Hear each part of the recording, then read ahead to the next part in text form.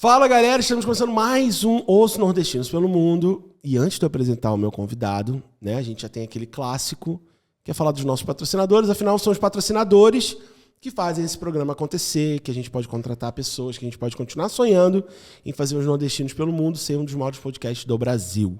Certo? Antes de falar do nosso convidado, vamos para os patrocinadores.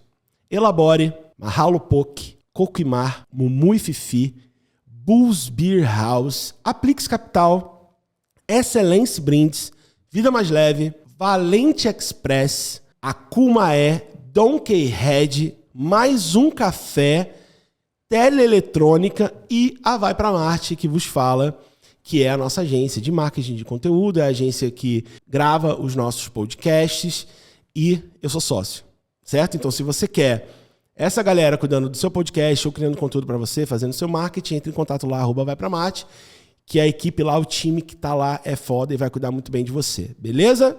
E agora é chegada a hora. É chegada a hora da gente falar do nosso entrevistado. Eu tô aqui com o Vitor. Como é que você tá, irmão? Eu tô maravilhoso, aqui, cara. Seja bem-vindo, cara. Depois dessa conversa de bastidores Pré-podcast. Pré-podcast. É o que a gente fala do podcast Proibidão. Exatamente. Todos os entrevistados aqui têm o podcast Proibidão. A gente sempre faz uma meia hora de entrevista, que é o que todo mundo queria ver, na verdade, gravado.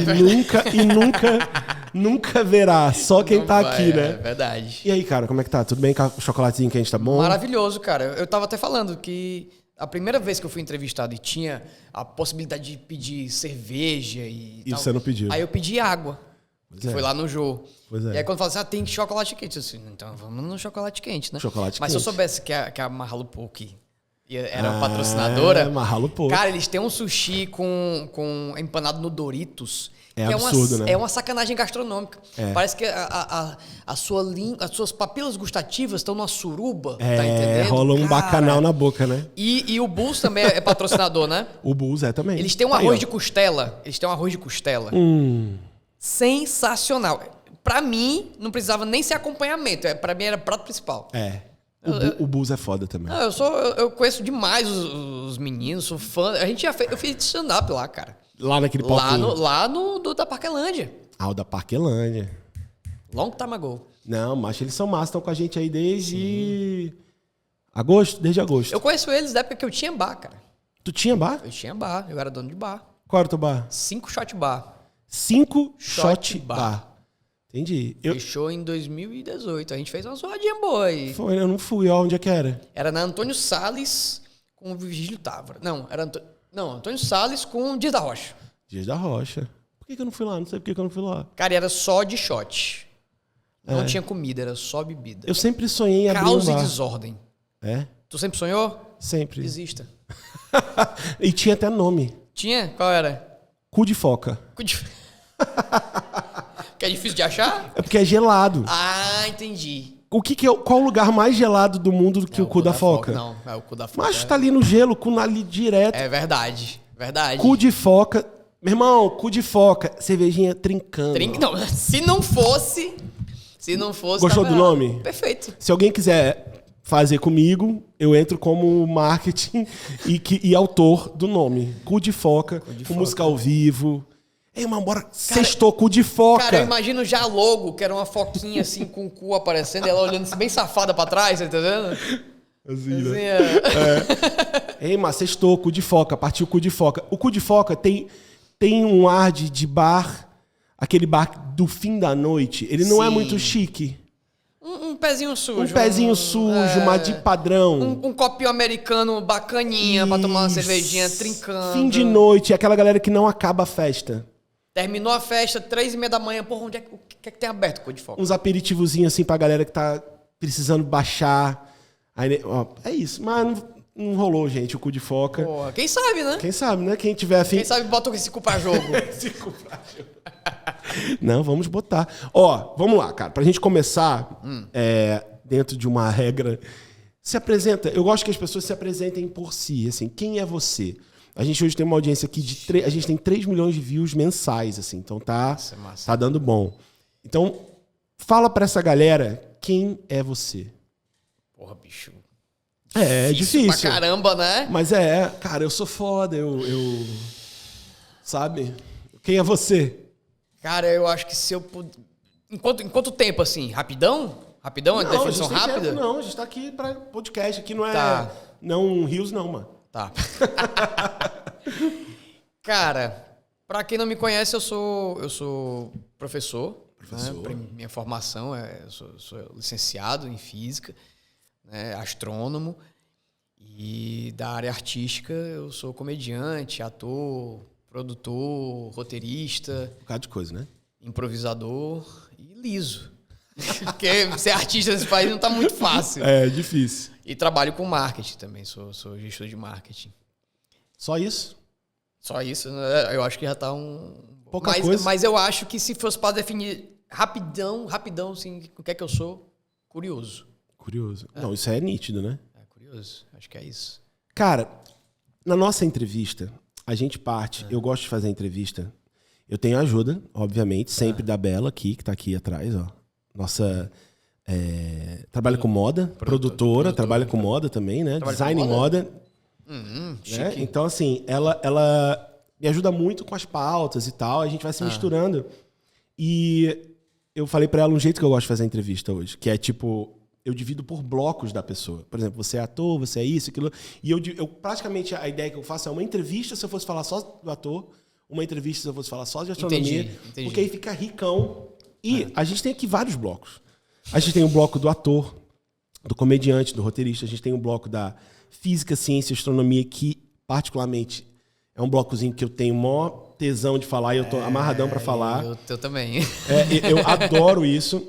E tem a parte, né, enfim, gerais, assim, habituais. Mas eu vou começar bem meio que do início, tipo, você nasceu onde em Fortaleza? Cara, Quer dizer, no Ceará? Fortaleza. Você é de Fortaleza mesmo? Sim. E... Meus pais, eles... Minha mãe nasceu em Fortaleza, meu pai é do Crato, né, mas veio morar para fazer faculdade aqui. E aí eles se conheceram, acho que no colégio, e enfim. E aí nasceu esse... E você estudou onde aqui? 7 de setembro. 7 de setembro. Isso, 7 de setembro. Foi o colégio que você escolheu para ter a sua educação. Não é que eu escolhi, né? Foi escolhido, né? Era o que rolava lá. Quando que começou, cara, a tua ligação com a comédia, de fato? Assim, você já era comedinha no colégio? Ou você era mais travado? A comédia veio para te liberar? Como é que surgiu? Com que idade você começou a sentir que poderia fazer stand-up, por exemplo? Cara, a comédia nasceu com astronomia. Com astronomia? É. Eu não consigo falar de nada que eu fiz na minha vida, o que eu faço hoje, sem falar da astronomia primeiro. Porque eu comecei com a astronomia com 9 anos de idade. Entendeu? E lá no colégio tinha Olimpíadas de Ciências, né? E eu sempre fui gostou. Curiosíssimo com tudo. E a minha tia era professora de biologia e ela perguntou: Vitor, pergunta pro teu professor de física, isso 9 anos de idade. Pergunta pro teu professor de física se Vênus tem efeito estufa, como é que é o efeito estufa de lá. E eu anotei. Eu não fazia a menor ideia do que eu estava perguntando, na verdade era essa. Sim. E aí quando eu cheguei para o professor, né, Elion Márcio, que hoje é quase meu segundo pai, e ele começou a me falar sobre efeito estufa, sobre vulcões em Marte, sobre possível vida em satélites de Saturno. E, meu amigo, eu pirei. O olho brilhou, eu fiquei, caralho, meu irmão. É assustadoramente fascinante, né? Demais, demais. E aí ele falou assim, então, tem um curso de astronomia aqui, se você quiser vir, vai ser acho que era todas as quintas à noite. E aí, com toda certeza, sim, quero. Estarei e aí eu aperrei muito meus pais pra me levarem, eles iam comigo, os dois assistiram o curso completo. E isso 9 anos, 10 anos eu comecei a fazer a prova da Olimpíada Brasileira de Astronomia. Comecei a ganhar medalha. Com 12 anos eu era o único cearense representante do Ceará nas Olimpíadas de Astronomia. E aí comecei a fazer prova e fazer seletiva da Internacional. Com 16 anos eu não tinha mais idade para competir. Eu já estava velho. E a Olimpíada me chamou para fazer parte do time docente. E eu comecei a treinar os alunos que iam para as Olimpíadas Internacionais. Com 16 anos. Caralho. Foi isso. E aí, com 16 anos, dando aula de astronomia lá no Rio, as minhas aulas sempre eram muito engraçadas. E foi lá, com 16 anos, onde eu fiz o meu primeiro stand-up. Na sala, né? Que eu não foi na sala. Por bizarro que... O que é que acontecia? A gente fazia as convenções de astronomia paralelas com a reunião da Sociedade Astronômica Brasileira. Por quê? Porque nessa reunião da SAB, né, da Sociedade Astronômica Brasileira, estavam todos os grandes astrônomos. E a gente roubava alguns deles para dar palestra para a gente. Né? E eles tinham nessa reunião... Astrônomo é uma raça super bem-humorada. É bom que saibam disso. Acham que não, né? Mas a galera é muito engraçada. E eles têm uma palestra nessa sociedade, que é a reunião satírica, onde eles frescam todas as outras palestras e palestrantes e tudo. Eles brincam mesmo com tudo. É muito massa. Era, né? Não sei se ainda hoje é. E aí eu vi aquilo, eu fiquei fascinado. Caramba, um monte de cientista fazendo piada com ciência. Eu achava massa aquilo ali. Foda. Eu disse, eu quero fazer isso aqui. Vamos fazer? Vamos. E aí eu montei um PPT com um monte de piada científica, de palestras que tinham rolado lá. Bati foto dos alunos dormindo nas palestras, bati foto dos meus chefes dormindo. Irado. Entendeu? E aí eu fiz um stand-up de quase 2 horas, tá entendendo? Que eu não sabia que era stand-up. Mas pra mim era uma palestra engraçada. Sim. E ali foi o primeiro contato que eu tive com comédia, com 16 anos. Foda. Mas eu não sabia que aquilo ali tinha nome, eu não sabia o que é que... Pra Só mim foi intuitivo, Foi. né? Eu era professor, eu dava aula, então pra mim era uma aula engraçada, uma aula diferente. Sim. Tipo como é que eu posso dizer? Uma aula de encerramento, uma confraternização, algo do gênero. Sim. Muito tempo depois, acho que uns 3, 4 anos depois, eu era colunista do Povo, eu escrevia sobre astronomia, né? E eu já era viciado em stand-up. Eu gostava muito dos poucos vídeos que tinham no YouTube nessa época, né? Que agora é geral. Não, né? geral, mas na época era o quê? Era Rafinha, Danilo e Diogo Portugal. Não tinha mais. E eu assisti aquilo e disse, cara, parece fácil, né? Isso aqui não é difícil. Eu sou professor, dou aula. Isso é um roteiro. O cara escreveu um roteiro. Bom, e eu escrevo. Será que eu consigo escrever piada? E aí eu me desafiei. Aí escrevi lá umas 2 páginas lá. Eu disse, tem alguma coisa aqui. E aí eu fui assistir um show de humor. Nunca tinha ido para um show de stand-up. Fui para um show de humor aqui. E aí cheguei pro comediante no final e disse, escrevi isso aqui, não sei se compensa e tal. Ele disse, não, qualquer dia eu te chamo para fazer. Ele me chamou, fiz. Foi uma merda. Foi uma bosta abissal. Ninguém riu. Riram. Só que, cara... É muito diferente quando você faz uma parada pela primeira vez, porque você não tem noção de se tá bom, se tá ruim, qual é a métrica certa, tá entendendo? E eu vim da ciência. Então, pra mim, eu preciso de parâmetros, eu preciso de feedback, eu preciso, tá entendendo? De validar teorias. Sim. A minha cabeça é muito analítica nesse aspecto. E pra mim bugou, porque eu não sabia, eu não tava entendendo aquilo. Mas eu tive o mesmo frio na barriga que eu senti quando eu fui pra sala de aula pela primeira vez aos 16 anos. Eu disse, é isso aí. Tem alguma coisa aqui. Entendi. Entendeu? Até porque esse friozinho da barriga é o que move, né? É, total. Acho que no dia... o Steve Martin, ele conta isso na biografia dele, que no dia que ele parou de sentir esse frio na barriga, ele parou de fazer stand-up. E ele era um cara que lotava ginásios. Total. E ele é sensacional. Muito. Né? E ele falou que ele parou porque ele não tinha mais tesão para aquilo ali. E aí ele foi pro cinema. Entendeu? Mas e falando em stand-up, quem são os caras de stand-up que você olha assim e fala, esses bichos são foda, ó. Primeiro, nacional. Nacional? Esses bichos aqui se garantem no stand-up. Cara, hoje a maioria são colegas, né? Sim. Viraram colegas, mas tem alguns nomes assim que pra mim são gênios. Marcelo Adnet, inteligentíssimo. Monstrão, né? É um monstro da comédia, assim. O cara consegue fazer piada, sei lá, utilizando o idioma lá do Havaí, tá entendendo? É outra parada. Né? O Adnet é foda. Ele é. Porchat é uma máquina. Animal, né? Porchat é uma máquina, cara. O Porchat, no stand-up você tem uma métrica da piada, né? Que é o setup e o punch. Sim.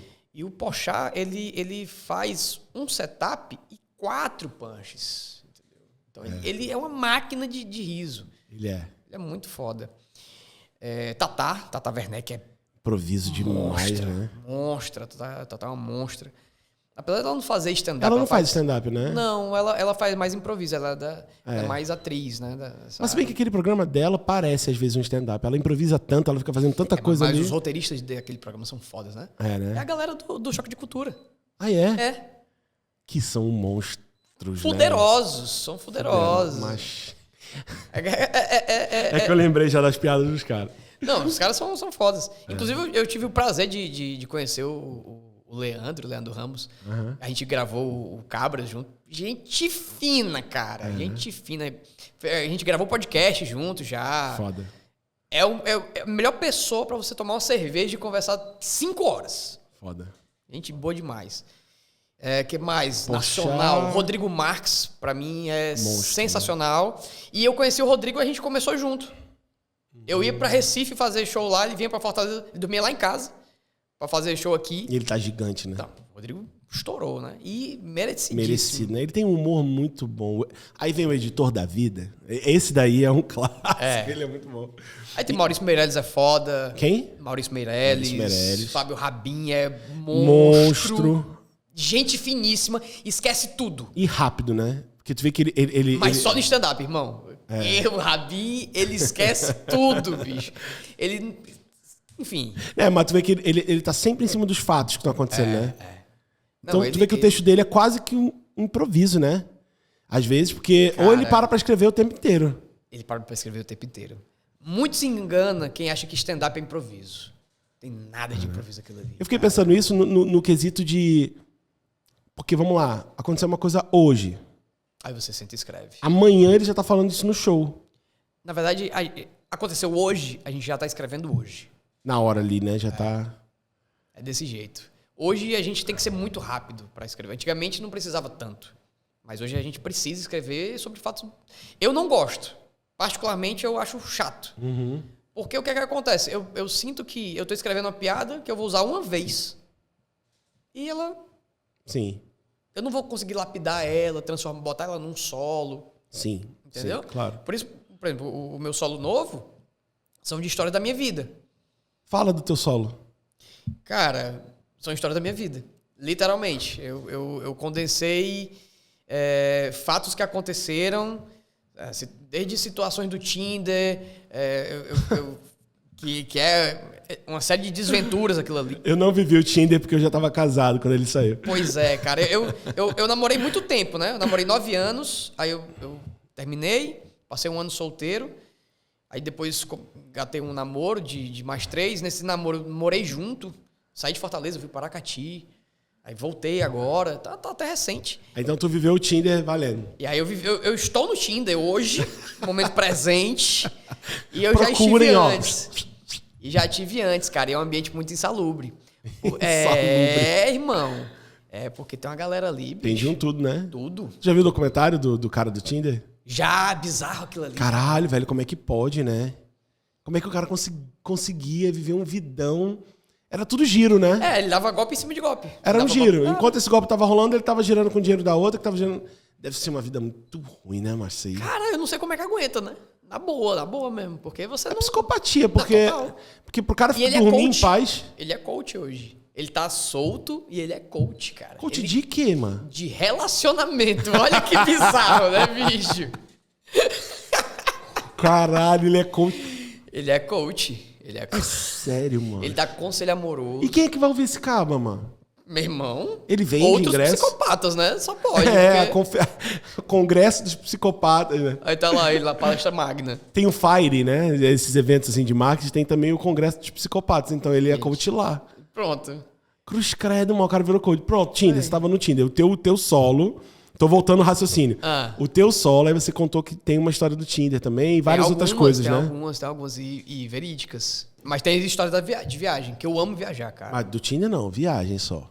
Viagem. Mas isso no show? No show. Eu amo viajar, cara. Eu acho que qualquer choque cultural é massa. Qualquer choque cultural é massa. Qualquer choque cultural é bom. Você chegar num lugar e já ouvir uma língua diferente... Porra, é do já caralho. dá um tesão, né? Do caralho. Adoro. Tem 2 viagens assim na minha vida que... Por conta da astronomia, eu viajei muito. Muito, né? Pô, Peru, Uruguai, França. Viajei muito rodando para congresso e tal. E, cara, Peru, de longe, foi a viagem mais incrível da minha vida. De longe. Bota a Europa toda no chinelo. O Peru. Peru. Mas por quê? Porque, cara, a cultura é muito rica. Só pra tu ter noção, eles têm tantos sítios arqueológicos lá que nem pesquisam. Tem noção? Tu tá andando aqui numa rua, tu sai de um shopping. Tá andando na rua aqui, dobra a direita aqui pra pegar o carro. Tem um puta de um sítio arqueológico gigantesco no meio do bairro. E a galera não pesquisa. Porque tem demais. Lá no Peru... Tá sobrando, né? Muito. Lá no Peru, eles têm um sítio arqueológico chamado de Chanquillo. Cara, são 2 montanhas, uma de frente pra outra, onde os caras esculpiram uma montanha para ser um calendário solar. É uma parada de outro mundo. É maior que as pirâmides. Tem noção. Caralho. E tá aqui do nosso lado. E é longe pra caralho pra chegar, porque foi 8 horas de ônibus, 4 horas de 4x4 e 2 ou 3 horas a pé. Tem que querer muito, né? Mas eu trabalhava com isso, né? Não, tem que... A minha área de pesquisa era arqueastronomia. Os congressos que eu ia era dessa área, né? Astronomia dos povos antigos. Certo. Como os gregos viam o céu, como os astecas, entendeu? Entendi. E aí, pro Peru, eu fui para um congresso da União Astronômica Internacional dessa área. Né? Mas eu passei 20 dias no Peru. Incrível, cara. Que país massa. Eu ainda não fui pro Peru. Eu fui pro Uruguai, pra Argentina. O Uruguai também... Foda. Massa demais. Melhor carne que eu já comi disparado. No Uruguai? Sim. A Argentina fica no chinelo, viu? A melhor carne que eu comi na vida foi no Sul. No Sul? Melhor que a do Uruguai? Melhor do que a do Uruguai. Curitiba. Cara... Foi uma carne ali invocada. Que eu fiquei tipo, caralho, que porra é essa, macho? Cara, eu lá no Uruguai, tem um amigo meu que é uruguaio, ele levou a gente pra um rodízio que era dentro de um mercado municipal. Paguei, sei lá, R$20. Meu irmão, que eu comi de carne. Foda, né? Eu comi que eu passei mal de Eu tô querendo descobrir em Fortaleza um rodíziozão de carne, que eu ainda não... Tem muitos, assim, mas bom mesmo, não sei. Pois é, mas o próximo patrocinador daqui, com certeza vai ser um rodízio de carne. O Explore falou alguma coisa. Explore comigo. Ele falou alguma coisa de rodízio, não falou? Enfim, vou descobrir. Mas deixa eu só concluir a pergunta que eu fiz antes, você falou dos stand-ups brasileiros. Sim. E os gringos, quem que você gosta? A galera de fora. Ih, cara, aí a lista é grande. Porque eu consumo mais gringo do que brasileiro. Eu não gosto de stand-up. Tu não gosta de stand-up? Não. Como assim, mano? Tu faz, mas não gosta? Cara, tem 2 motivos pelo qual eu não gosto. O primeiro é que, pra quem trabalha com comédia, a gente já pensa no final da piada. E a comédia é surpresa. Não se tem uma coisa que é 100% genuína, é o riso. Sim. Tu pode fingir o que tu quiser. Tu pode fingir interesse, tu pode fingir dor, tu pode fingir orgasmo, tu pode fingir o que tu quiser. Mas o riso, tu não consegue fingir. É genuíno. Sim. Entendeu? Então, o comediante, ele sempre tá na busca do riso. Sim. E ele sempre vai ver todas as técnicas possíveis pra extrair o riso de ti. Entendeu? Então, como comediante, tudo que eu estudo é voltado pra essa área. Quando eu vou assistir um show, às vezes o cara tá no meio da piada e é o final. Tá entendendo? Entendi. E ainda tem um outro problema. Que se eu tô assistindo um cara e eu achei muito foda aquela piada, geralmente eu penso, porra, que piada foda. Queria ter pensado nessa piada antes. Eu queria essa piada pra mim. E aí o meu medo é de assistir uma piada foda, gostar demais dela, meses depois tá criando, tá pensando na piada ali. E a piada entrar e eu achar que a piada é minha. Entendeu? Então, pra que isso não aconteça, eu me blindo de assistir. Então não é nem que tu não gosta, né? É não, pra não se... mesmo. tu não gosta mesmo. Pra não se contaminar tanto. Né? Mas aí o que acontece? Eu gosto muito de stand-up gringo. Eu gosto de ver outros estilos. E como a cultura é bem diferente, é muito difícil você pegar o mesmo modus operandi do brasileiro e você ver no americano e tal. Mas de gringo, cara, tem um cara que eu acho fantástico, que é o Tim Minchin.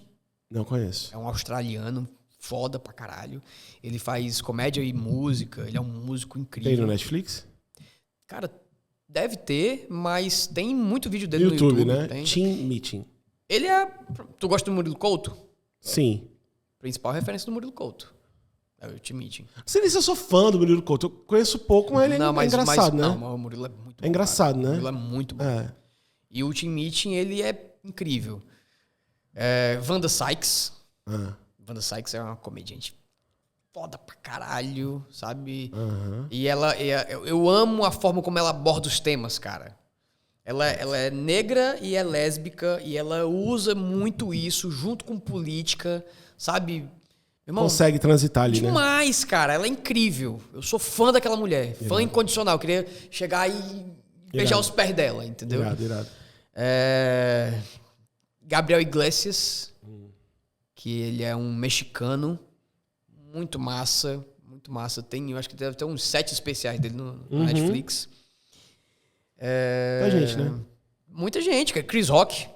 Foda, né? Foda. Tambourine, que é um tapa na cara, na sociedade. Eu adoro o Kevin Hart, macho. Kevin Hart é muito foda. Eu adoro E pra mim, voz dele, mano. esse cara é fora da curva. Chapéu? Dave Chappelle. Chapéu, né? É o que todo mundo fala que é o Pelé, né? Da parada. Cara, Dave Chappelle, ele É bem polêmico. ele sabe que ele é foda e ele faz questão de mostrar que ele realmente é foda. Ele fez uma parada, bicho, que ele... Normalmente, quando você cria uma piada, você cria do começo dela, né? E ele fez uma piada, ele pegou uma frase aleatória, e ele disse que aquela frase aleatória ia ser o final da piada dele. E ele construiu toda uma história onde aquela frase final era o final da piada. Isso no improviso? Não, claro que não. Tá no show dele, tá na Netflix, inclusive. Meu irmão, ele empacota de um jeito, sabe? Ele entrega de uma forma que você diz, meu amigo, que sublime. E é muito seguro, né? Demais. Ele é o pai de todo mundo ali, do Chris Rock, do Kevin Hart. Ele é o... Tem vários outros que são muito bons também, por exemplo, o Marlon Wayans, né? Dos irmãos Wayne, que todo mundo ali faz stand-up, né? Família inteira. Todo mundo, Família inteira faz stand-up. Mas tem muita gente massa. Nos Estados Unidos tem gente pra caramba fazendo. Tem. Né? Aqui eu também gosto muito do Whindersson. Eu acho o Whindersson o Whindersson... massa. Cara, é porque o Whindersson, ele tem os comediantes de stand-up e tem o Whindersson. Porque o Whindersson, coisa... Por exemplo, Thiago Ventura, Foda. Rodrigo Marques, foda. Lotam teatros. O Whindersson tá lotando ginásio. É estádio, né? Popstar, né? Assim, o Whindersson, ele tá num nível de carreira que você diz, caralho, meu irmão, é outro nível aqui da parada, entendeu? E assim, eu tive com o Whindersson uma vez só. Mas, puta cara, gente fina. Todo mundo fala isso, ó, velho. Puta cara, gente fina, bicho. Eu cheguei, eu tava gravando um comercial e quase que eu não consegui assistir o show dele, o novo. E aí fui e tal, terminou o show, fui falar com ele. E fui como fã, pra bater foto. E aí ele, porra, bicho, eu te conheço, tu é bom pra caralho. Irado. E aí eu, meu irmão, tu me conhece da onde? Generoso pra caralho, né? Não, pô, te conheço. Tu fez o filme lá e tal. O cara assiste, o cara lembrou do Cabras. Eu vi esse filme, muito bom. Tu assistiu? Assisti, claro. E aí, curtiu? Curti, macho. É legal demais, macho. Vamos falar sobre isso? Divertido, né, bicho? Divertido. É porque eu adoro esse universo, mano. O universo nordestino, a nossa... o dicionário, o vocabulário é muito específico. Você não encontra isso em lugar nenhum, macho. Em lugar nenhum. Mas vamos falar do teu filme. Mas antes, a primeira vez que tu atuou foi como extra do Shaolin? Foi tipo, você era um Eu era figurante do Shaolin. Foi ali que eu... Caralho, mas foi ali que a galera te viu te descobriu. Como é que foi que depois o mundo girou e você realmente conseguiu um papel maior, né? Então... No Cabras, por exemplo. Pronto. É até interessante isso. Na verdade, tudo começou porque eu era produtor do Edmilson. Eu conheço o Edmilson há muito tempo, porque o Edmilson fez o Cine Hollywood com o meu primo, que é o Zé Modesto, o João Neto. E aí eu tava fazendo um show, lembro demais desse dia, tava fazendo um show com o João lá no aeroporto, era o lançamento do livro dele. E aí veio o Edmilson e o Halder pra prestigiar, pra assistir. E aí a gente foi apresentado, o Cine Hollywood nem tinha saído o primeiro. Muito tempo, Edmilson era só o couro e o osso. Bem maguinho, e cabeça, né? Ele também tem. E aí a gente se conheceu ali e tal, e beleza, vida que segue, né? Trocava mensagem pelo Facebook e tal. E aí eu já produzia muito teatro, produzia o Fábio Rabin aqui, de Portugal, Falcão. E eu tinha 2 datas no Via Sul. Isso, muito tempo depois, o Edmilson já tinha lançado o Cine Hollywood, né, junto com o Halder. E aí eu falei, cara, eu tenho essas 2 datas aqui. Tu quer fazer? Eu te dou as datas. Eu não vou fazer, eu não tenho um artista e tal. Ou então, se tu quiser, eu te produzo. E aí a gente acerta um percentual aí, porque realmente eu não tô com fôlego financeiro pra bancar a parada. Ele, não, pô, bora, vamos fazer. E aí a gente fez essas 2 datas. Ele adorou meu trabalho, né? E desde então a gente... Cara, eu não sei quantos shows do Edmilson que eu produzi. Quase todos. Acho que 95% entre temporadas no Dragão do Mar, show enfim, muitos. Né? E sempre que eu produzia, eu abria o show dele. Então eu fazia 5 minutinhos ali pra esquentar a plateia. Normalmente a gente faz isso na comédia. Sim. Esquenta um pouco a plateia pro comediante principal entrar, já com a plateia lá em cima e tal. É muito mais já fácil. Já mais aquecida. Isso. Na verdade, todo programa de auditório tem isso. Tem, é verdade. Né? E eu fazia muito isso. E o Halder era o diretor do show. E o Halder me assistia. Então sempre. Foi daí, né? E aí teve um dia que o Halder chegou pra mim. Eu tinha feito já a participação no Shaolin, mas figuração. E aí um dia o Halder chegou pra mim e disse, Vitor, vem cá, quantos % mais feio tu consegue ficar? Aí eu falei pra você, Halder, feiura pra mim o céu é o limite, não tem essa não, o limite de feiura aqui eu tô de boa. E aí depois faz o seguinte, deixa o cabelo rolar, deixa o cabelo crescer. Tá bom, beleza. Cara, o Halder é a pessoa mais fuleiragem que tu pode imaginar na vida. Uhum. Figura, gente fina pra caramba. E aí sei lá, foram 6 meses de cabelo grande e eu não sabia o que era. Não fazia a menor ideia, mas tava morto de feliz, né? Óbvio. Claro. E aí quando eu descubro o que era, bicho, eu ia ser um candidato a ET do Cine Hollywood 2. Meu irmão. Um presente desse. Total.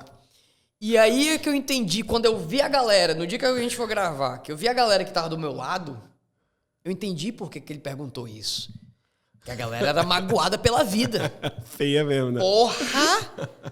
Tá entendendo? Então eu tinha que ficar no mesmo nível. Tá entendendo?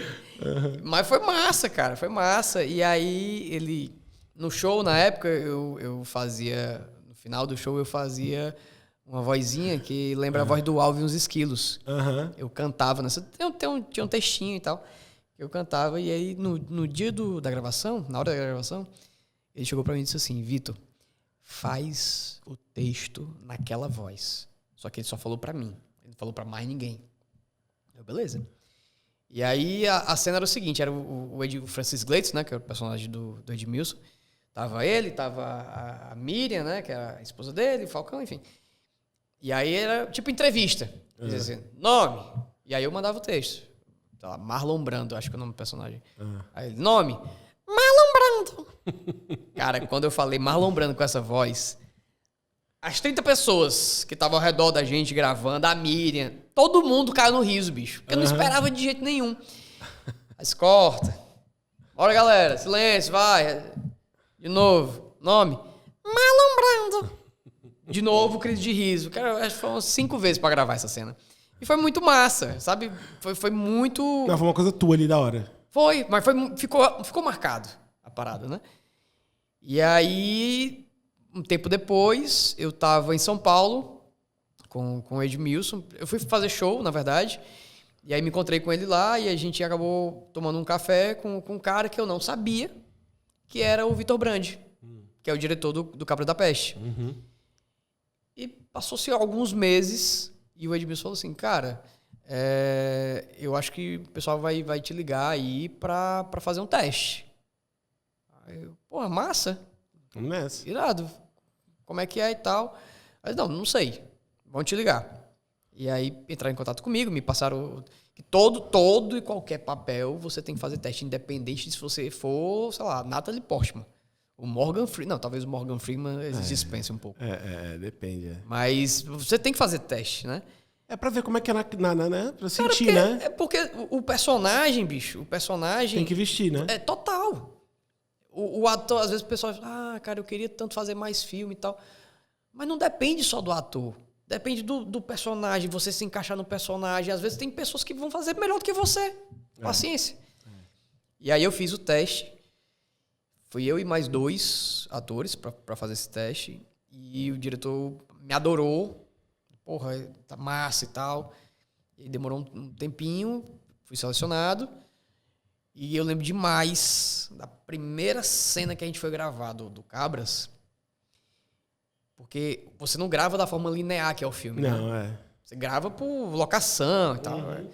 E a primeira cena que a gente foi gravar era a cena do filme, do ônibus. Sim. Né? Que o Edmilson vai pra São Paulo, né? O Bruce Willis vai pra São Paulo. Muito bom, né? Bruce Willis Nonato. Do nada, Nonato. É a cara dele. Cara.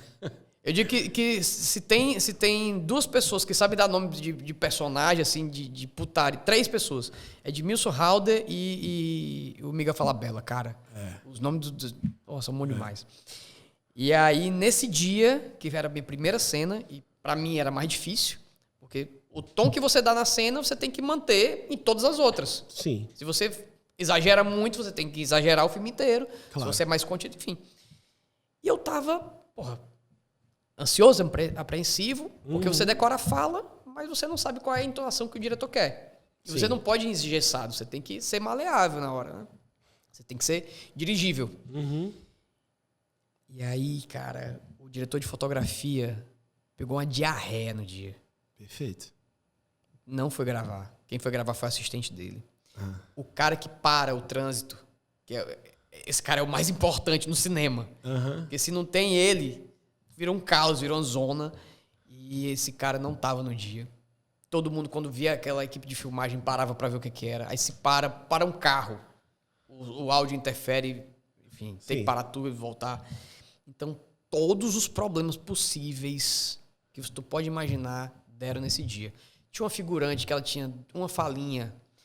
E essa mulher, parece que era professora de teatro, não sei, queria aumentar a parada e queria aparecer mais. Meu irmão, foi um caos. Aproveitar aquele momento. Só que eu não tinha internalizado que tava tão caos. Porque a minha experiência com o cinema era muito pouca. Eu tinha feito uma figuração. Mas ver aquilo ali mesmo, tu nem sabia. Então eu tava tranquilo. Até que o Edmilson chegou pra mim e disse assim, Vitor, vem cá. Não deixa essa energia te contaminar. Nesse momento, eu tava tranquilaço. Nesse momento... A energia contaminou. O quê? De um jeito... Eu disse, meu Deus do céu, e agora, cara? Ele disse, não, fica tranquilo. Eu disse, tô tranquilão. Bicho, e aí era uma cena que eu tinha fala pra caramba. Porque era a cena que ele subia no ônibus assim, cara, tu vai pra São Paulo, mas lá em São Paulo tem a febre amarela. Aí, se tu não morrer de febre, tu vai morrer de sede. Se tu não morrer de sede, tu vai morrer... Enfim. E eu tinha essa fala toda e tudo aquilo ali acontecendo, mas graças a Deus foi muito massa. O diretor, que é o Vitor Brandi, ele... Bicho, o cara passa uma leveza na direção, cara. Ele é muito preciso no que ele quer, mas ele deixa você criar também, entendeu? Parte de trabalhar com comédia, acredito que seja deixar o ambiente leve. Porque se você for trabalhar com comédia e deixar todo mundo meio aperreado, não funciona. Cara, mas tem gente de todo jeito, né? Tem otário em tudo quanto é canto, né? Tem. Se tem uma frase correta, foi essa que você falou. Tem otário em todo canto, cara. Na comédia não é diferente. Na arte não é diferente. Infelizmente. Em qualquer canto, na gastronomia, né? Em qualquer canto tem... Na astronomia tem. Astronomia. Na astronomia tem. Pronto. Astronomia versus astrologia. Calma. Deixa eu explicar. Eu sei que astronomia é uma coisa, astrologia é outra. Sim. A astrologia não é reconhecida como uma ciência pela ciência. Não é. Não é. Não é. Você, como é da astronomia, consegue falar para as pessoas que ainda não entendem a diferença de uma para outra? Consigo. Vai. Elas normalmente ficam com raiva de mim depois, mas eu consigo. Vai.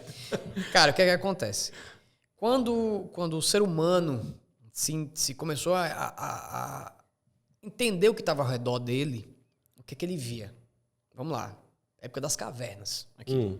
Ele via uma bola de fogo, e que ele achava que era fogo, porque era quente, porque quando essa bola de fogo não estava lá, era Esfriava. frio. Então ele tinha essa bola de fogo lá e tinha As estrelas, os diamantes no céu. uns pontos brilhantes, e tinha a lua. Que a lua também era outra parada que, sei lá, mudava de forma. Certo? O que é que acontece? Quando você vê isso aí, você tenta começar a identificar alguns padrões.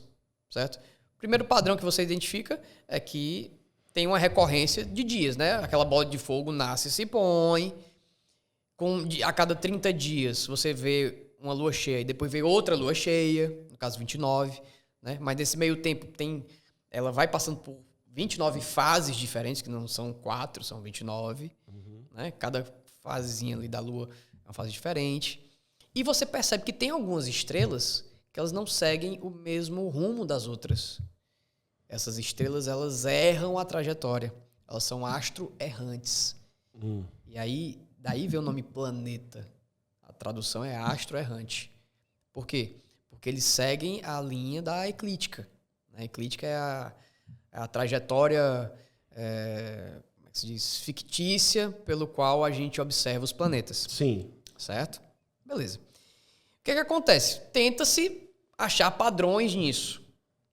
Sim. Mas antes de achar esses padrões, você não consegue ter distinção de astronomia e astrologia. Existia, na verdade, um conceito chamado de astrolatria. Era a adoração das estrelas e dos astros como deuses. Então, os primeiros deuses, as primeiras divindades são Sol, Lua e planetas. Se você for pegar, por exemplo, Lua, a Lua ela é uma divindade relacionada ao feminino em quase todas as culturas. Você consegue ver rituais relacionados com a lua e com o sagrado feminino. E tem um motivo para isso, porque a lua ela foi um fator determinante para o período menstrual. Verdade. Sabia dessa? Verdade. O que acontece? Na época das cavernas ainda, não adiantava a mulher ovular se não tivesse a presença do homem. E quando era lua cheia, a noite estava mais visível, né, na mata para se caçar. Então, na lua cheia, não adiantava ter ovulação. Só na lua nova. Então, começou-se a se regular o período menstrual da mulher com as fases da lua. Pode crer. Hoje em dia, a gente não tem mais nada a ver, porque, Sim. enfim, luz elétrica. Sim. Mas naquela época fazia todo sentido, há 20 mil anos atrás, né? Entendeu? Então, mas você vê, cara, que a lua ela tem essa relação com a mulher e você percebe isso em várias culturas. Você tem, por exemplo, tem um osso de um babuíno que marca um calendário lunar que é exatamente relacionado com a menstruação. Entendeu? Tem muito disso. Se você pega, sei lá, pega a galera ali da Mesopotâmia, só o que tem é relação com isso. Beleza. Guarda esse fato Essa aí. informação. Então, o que acontece? Você tá lá, naquela época, pré-história e tal, tendo que tentar achar alguma relação das estrelas com a tua vida. Certo? E aí, o que tu percebe? Tu percebe a sazonalidade dos eventos. Por exemplo, em determinada época, você consegue atravessar um rio. Mas em outra época, não, porque esse rio está muito mais espesso. Tem uma enchente aí. E aí a galera começou a pensar, porra, na época que tem essa enchente, tal estrela é visível. Então, depois dessa enchente, o rio retorna ao seu volume normal, as margens estão férteis, a gente consegue plantar e tal. Então, a galera que nasceu na época da enchente, ela naturalmente vai ser ligada com abundância de comida. períodos mais prósperos. Sim. Então, a astrologia, ela nasceu exatamente disso. De você começar a identificar padrões de sazonalidades, tá entendendo? Com o seu cotidiano. Sim. Tá entendendo? E principalmente naquela época, naquela região do crescente fértil. Né? Tu tem ali Iraque, a Mesopotâmia mesmo, né? Se tu pega aquela região ali, que é o início da astronomia que tá ali, né? Você vê claramente isso, cara. Você vê claramente isso. Certo. Você vê que a astrologia, ela é nada mais é do que você tentar adivinhar alguma coisa do nosso dia a dia através das estrelas. Problemas. Todos. Porque isso aí funciona para um enchente. Por quê? Por conta da sazonalidade da astronomia. Mas quando você vai a nível psicológico, não funciona. Por quê? Porque é o efeito placebo. Entendeu? Tu é taurino, aí tu escutou a vida inteira que taurino gosta de comer. Porra, quem é que não gosta de comer? Qual é o ser humano que não gosta de comer? Todo mundo gosta de comer, cara. Pelo amor de Deus. Você não gosta de comer. Você tem uma disfunção alimentar. Se você não gosta de comer, é normal você querer comer.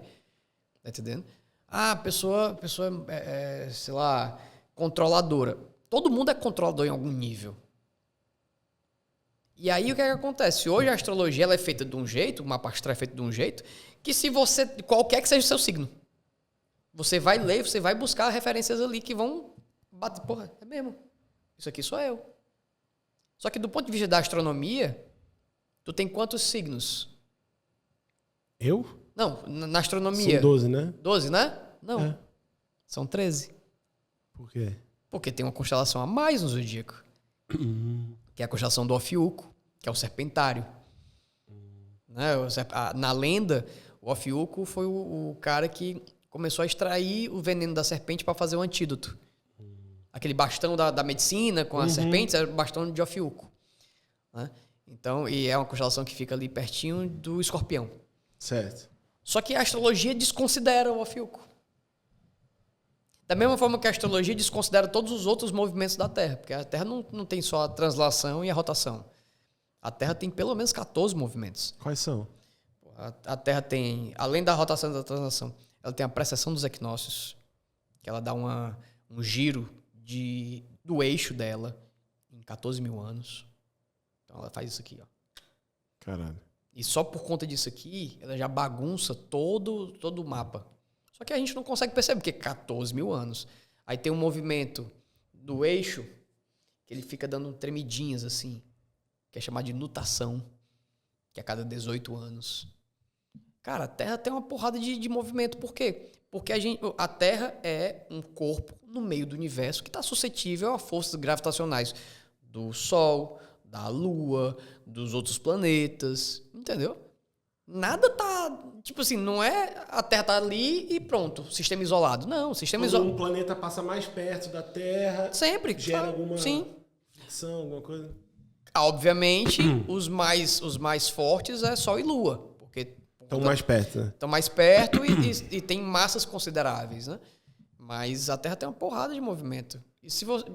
Cada movimento desse você consegue desmembrar e estudá-los à parte e tal. E a astrologia não considera isso? Não, a astrologia não considera nada, cara. A astrologia não considera nem que as estrelas têm movimento próprio.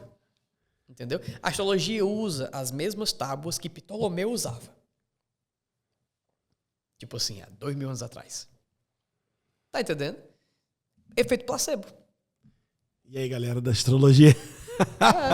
Desculpa. É porque eu vi numa outra entrevista um tempo atrás que tu falou, eu acho fofo.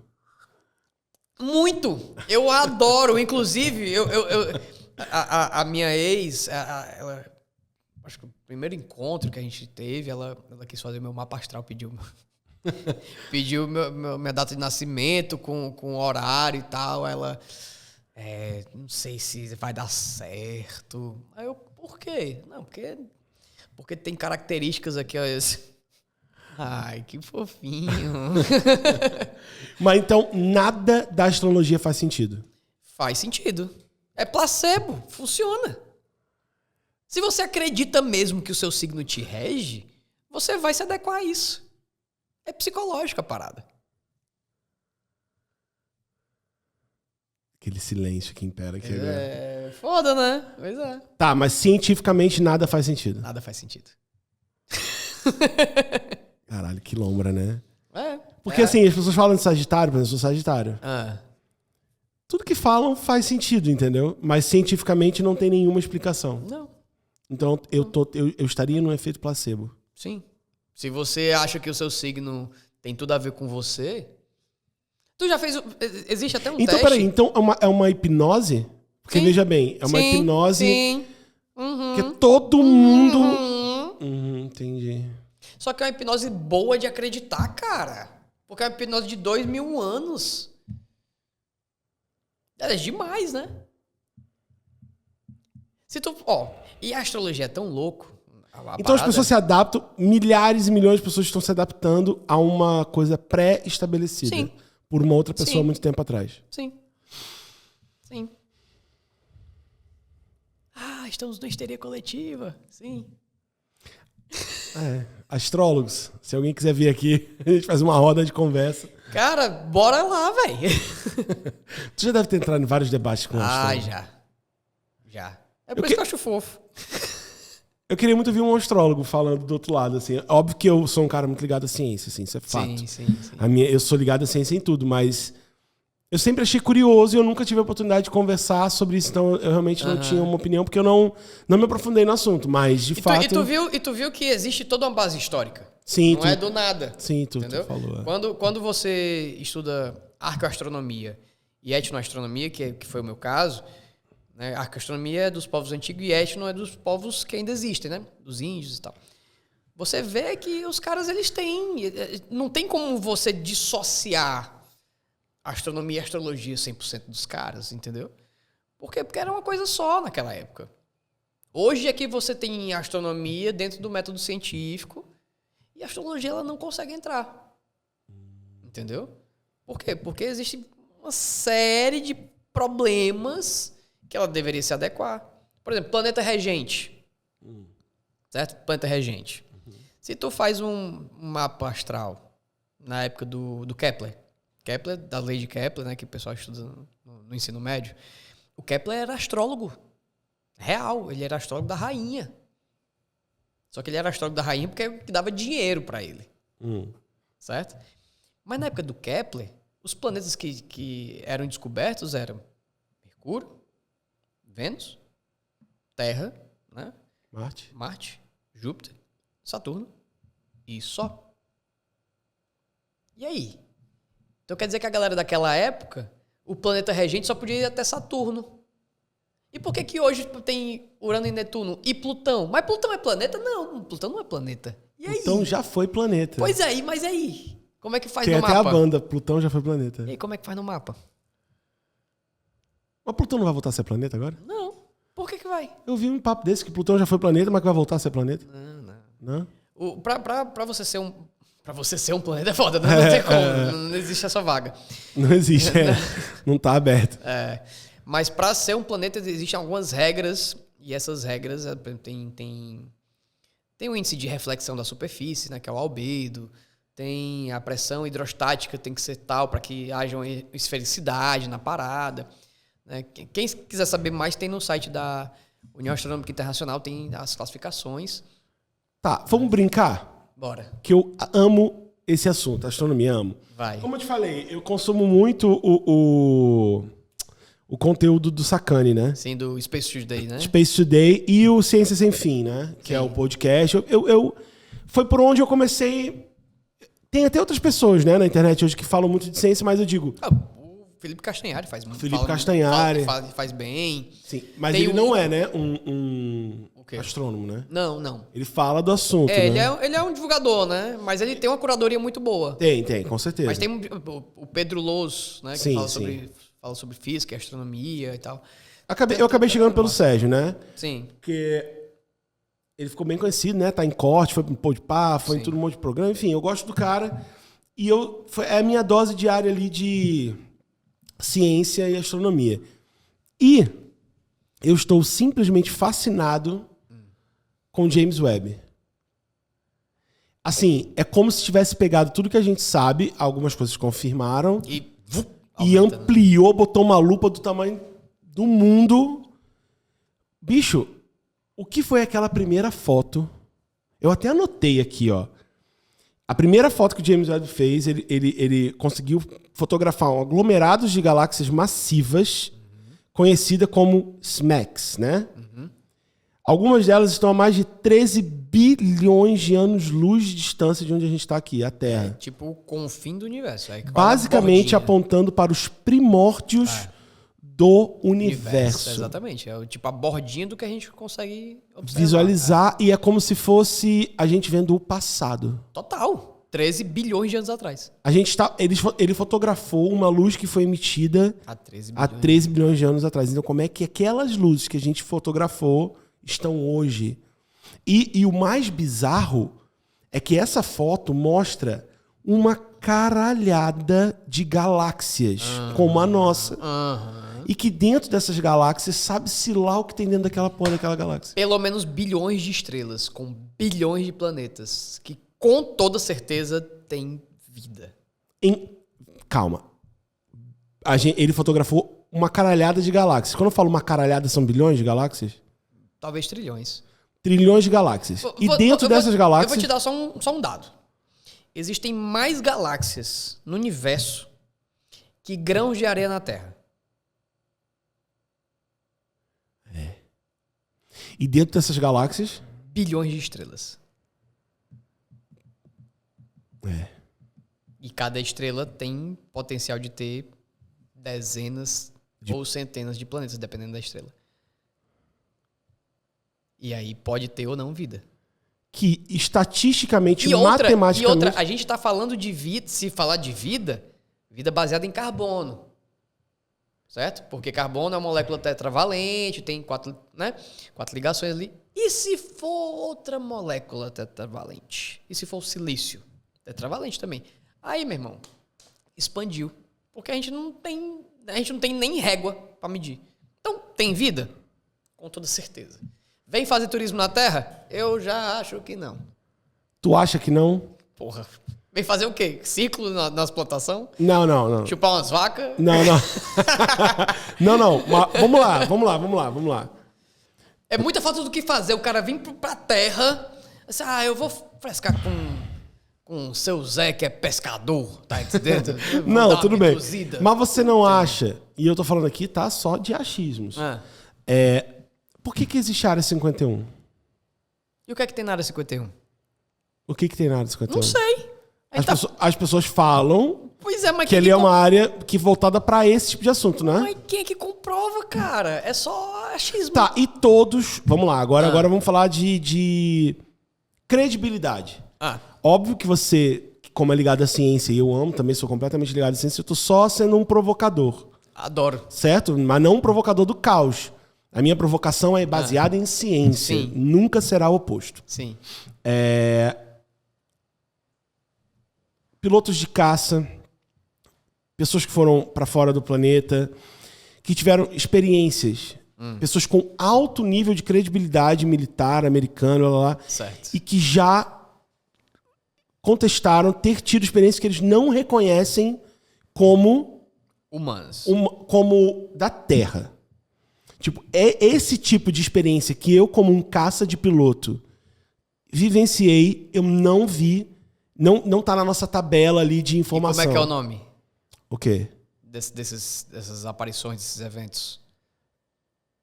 Extraterrestres? Eventos extraterrestres? Objetos Não identificados. voadores. Não identificados. OVNIs. Então pode ser o Goku em cima da nuvem dele, voadora, o tempo inteiro, entendeu? Não, mas sério. Sério? O OVNIs.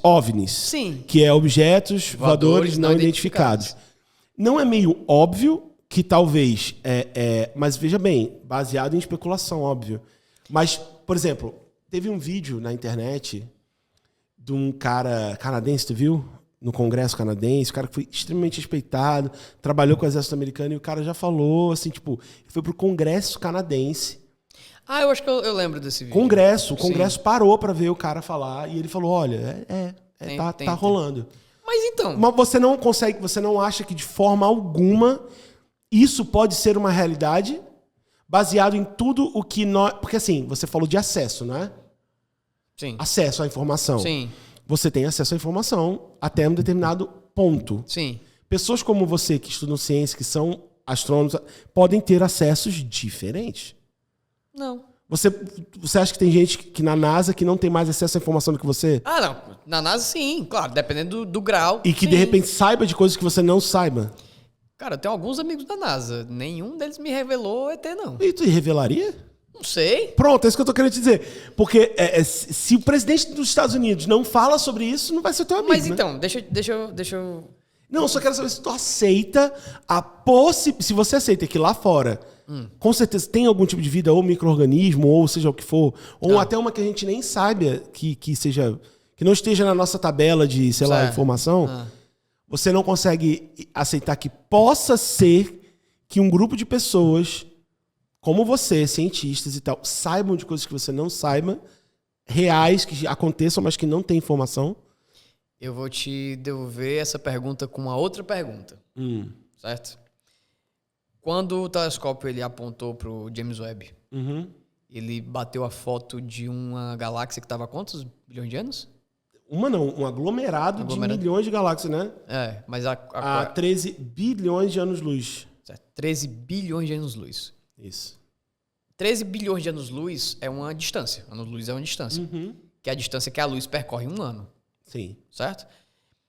Em um ano, ela percorre 9,4 trilhões de quilômetros. Essa é a régua de um ano-luz.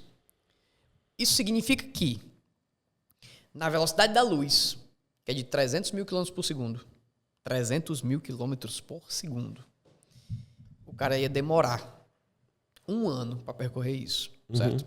Ok.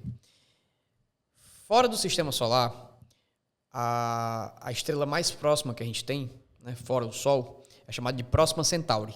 Sim. Ela está a uns 4 anos-luz de distância. Ou seja, para a gente sair daqui e ir para a Próxima Centauri, a gente teria que viajar na velocidade da luz e a gente ia demorar 4 anos. Mas tem um detalhe aí. A gente não consegue atingir a velocidade da luz. Só a luz A matéria consegue. não aguenta, né? Não.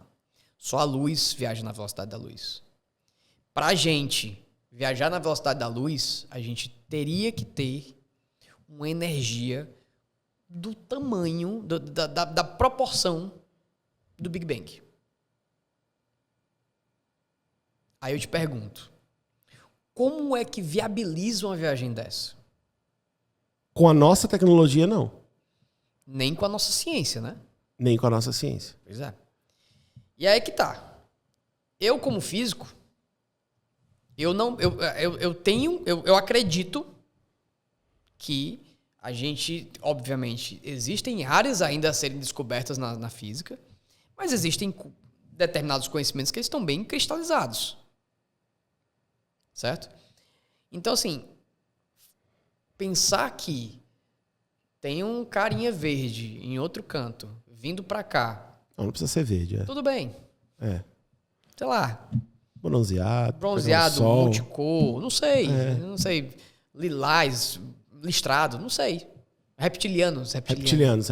Minha mãe adora os reptilianos. Isso. Ela acredita... Ela acredita? O quê? Fortemente. Ela é desse time. E aí, imagina. A impossibilidade física da parada acontecer, entendeu? De fato, existe uma impossibilidade física. Mas a ciência entende que, é uma pergunta de leigo, que pode existir outras coisas, né? Tabela de Aí a gente entra metais e sei lá o que. Aí a gente... Pode ser que exista? Tudo pode. Não, porque cientificamente o cara pode falar, não pode. Então... Ou pode? Na ciência... Cara, a ciência ela não é detentora da verdade absoluta. E a ciência ela está em constante transformação. Não existe um ponto final na ciência. Não, para algumas coisas é absoluta, né? Terra não é plana, é absoluto. Não. Cientificamente falando. Não, tá ok. É isso que eu quero dizer. Existem... tudo bem. É porque... Né? Não, é porque quando eu tô falando isso aí, eu tô falando, tipo assim... Senão aparece essa galera e começa a questionar o óbvio, né? Não. Ok, certo. Ótimo. Claro, né? Validou bem. Obrigado. Mas quando eu tô falando que existem coisas ainda a se descobrir, Quando você vai, por exemplo, para dentro de um átomo, dentro de um átomo a gente ainda não tem física 100% validada no limite de Planck, por exemplo, que é o menor limite atômico que a gente tem. A gente não consegue nem ver. A gente não consegue nem medir direito. A gente sabe que ele existe. E é um limite tão pequeno, tão minúsculo, que se tu... Só para tu ter uma dimensão aqui. Pega um átomo e coloca do tamanho do universo observável. Do tamanho do universo observável. Pega um átomo, expande ele e joga do tamanho do universo. Ou seja, a borda do átomo vai estar onde está essa galáxia aí de 13 bilhões de anos-luz. O limite de Planck, ele é como se fosse do tamanho de uma árvore. É muito louco, entendeu?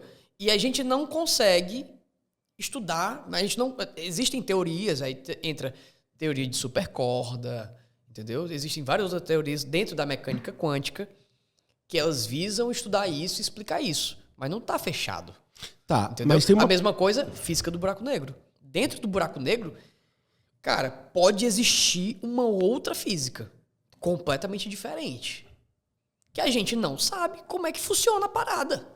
Então, baseado nisso, não pode ser que existem viajantes? Pode, baseado nisso pode. Mas aí deixa eu te... Mas não está dentro do nosso conhecimento. Exato. Então, eu não posso dizer que um objeto voador não identificado está sendo dirigido por um, sei lá, ET. Eu não posso dizer. Mas aí o que a ciência diz que é? Que é um objeto voador não identificado. Tá, mas se aprofunda um pouquinho. Que a gente tem que estudar os objetos voadores não identificados. Só que nunca tem acesso a isso. Não, mas vai ter que ter em algum momento. Porque existe, de fato, objetos voadores não identificados. Agora, o que é? Não sei. Eu só não vou dizer, eu só não vou afirmar que é um ET, porque eu não sei. E assim... Não, mas que fique claro, não quero que tu afirme que é ET, não. Não, e nem vou. Mas tu tá entendendo? É porque as pessoas, elas têm a necessidade de colocar rótulos. Até para ser mais fácil. É muito ruim admitir que não sabe de algo. Parece que você tá incompleto. Não, é assustador, talvez, para esse assunto. Mas é o melhor que a gente pode fazer, cara. Porque se a gente diz que é um ET, a gente tá, ao mesmo tempo, abraçando a teoria e excluindo todas as outras... A gente tá excluindo a possibilidade de ser o Goku voando na nuvem voadora. Tu tá entendendo? Não, eu tô entendendo. Eu só acho, por exemplo, a NASA, não sei se foi o governo americano que deu uma declaração recente falando que tinha assim, uma caralhada de OVNIs. Cara, e reconheceu, não foi? Mas não teve isso? Sim, teve uma porrada de coisa bizarra que já aconteceu na Terra, tá entendendo? Eu já vi uma parada bizarra que eu não sei explicar. Eu já vi. Eu estava dirigindo na Bezerra de Menezes, eu olho pro céu e eu vejo um charuto. Um charuto, uma parada cilíndrica, tipo um microfone desse aqui, voando. Sem zero aerodinâmica. De dia. 4:30 da tarde. Tava saindo pra dar aula e parado no trânsito eu vejo aquela parada assim, meu irmão, que porra é essa? Então... E na mesma hora eu liguei pro Elion Márcio, que era meu professor de astronomia, que hoje é meu irmão. Liguei pra ele, Eli, tu tá vendo isso aqui? Cara, olha, direção tal e tal. Eu tava no trânsito, né? Não podia parar o carro pra ver. Minha vontade era essa. Aí ele, cara, não consegui ver. E até hoje eu não sei o que é. Mas eu não posso dizer que tem um ET lá dentro. Não, eu não tô querendo dizer que tem um ET lá dentro, não. Mas a tranquilidade... Porque assim, são pessoas que têm credibilidade. Vamos lá.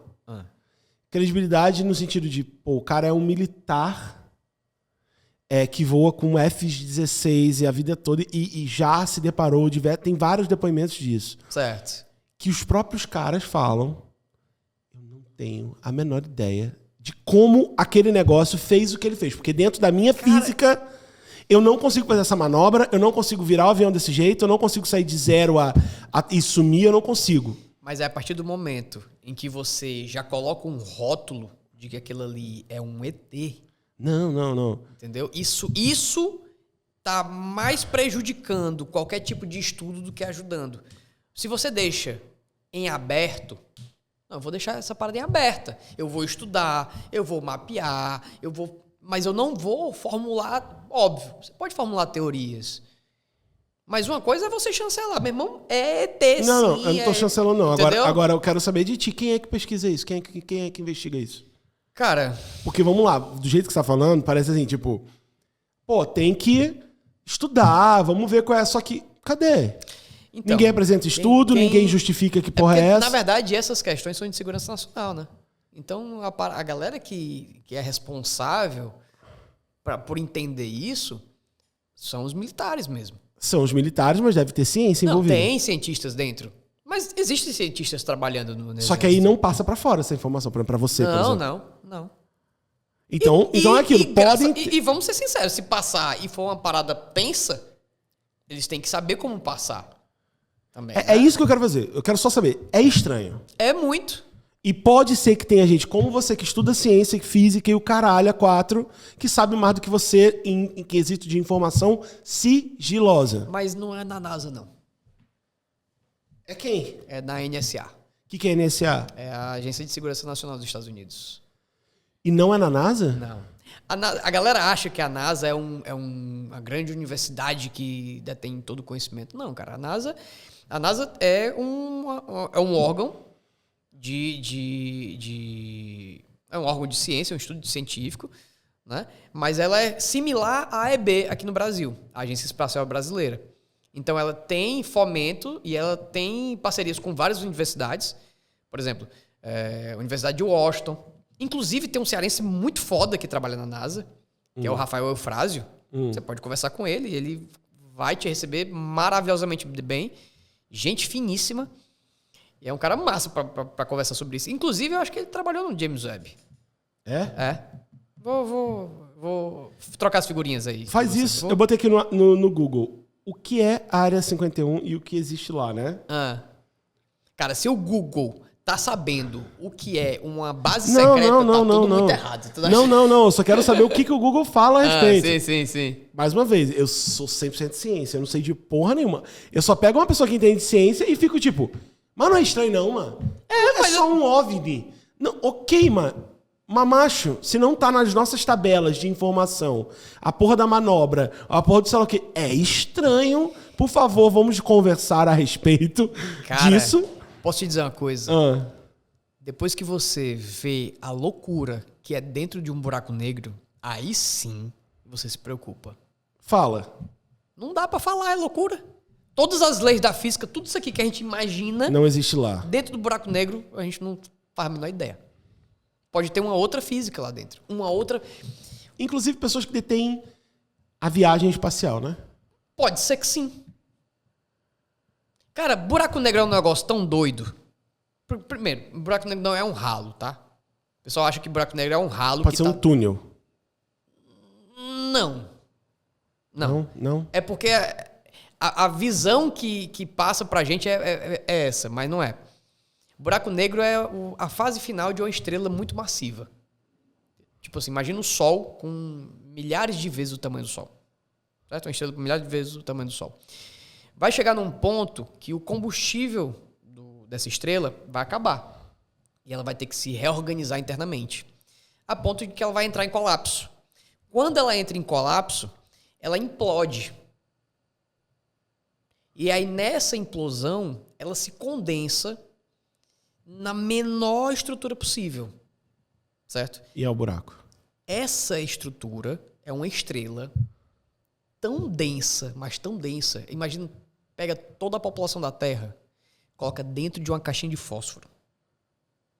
Essa é a densidade do buraco negro. Ela é tão densa. Existe uma parada que a gente chama de velocidade de escape. É a velocidade necessária para você escapar da gravidade. Por exemplo, um foguete, para sair da Terra, ele precisa vencer a velocidade de escape da Terra. Sim.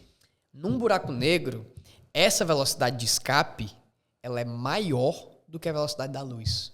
Por isso que é um buraco negro. Porque se a luz passa perto dele, ela também é atraída. Mas aí tem um detalhe. Para você atrair algo, você tem que ter massa. Certo? Mas a luz não tem massa. Mas ela tem massa. Porque quando ela está viajando, ela tem um negócio chamado de massa relativística.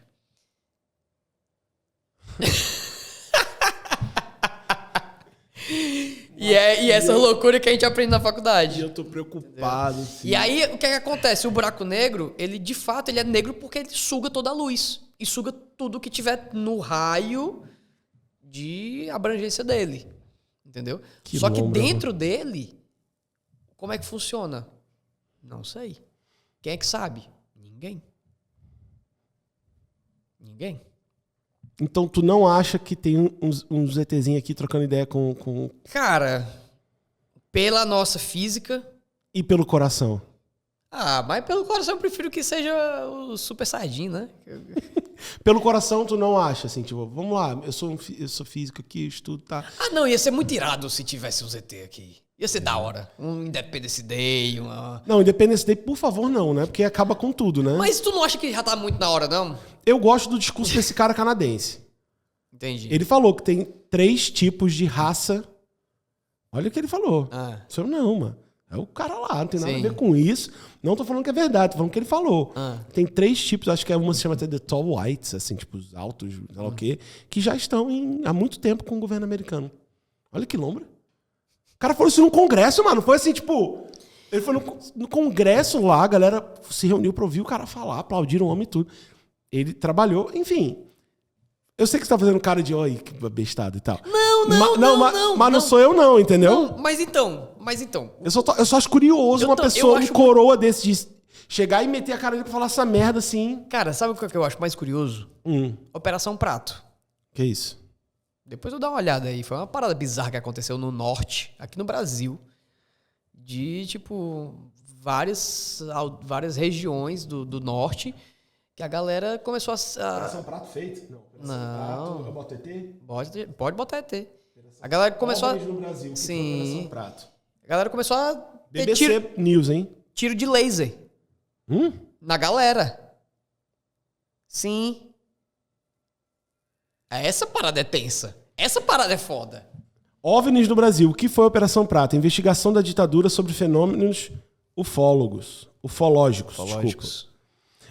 Naquele 5 de dezembro de 77, o capitão da aeronáutica blá blá blá de Holanda, que o nome é confuso aqui, é Urand de Holanda, Lima, estava ansioso. Afinal, ele tinha mais uma reunião com o brigadeiro Protásio Lopes de Oliveira, comandante do 1º Comando Aéreo Regional de Belém.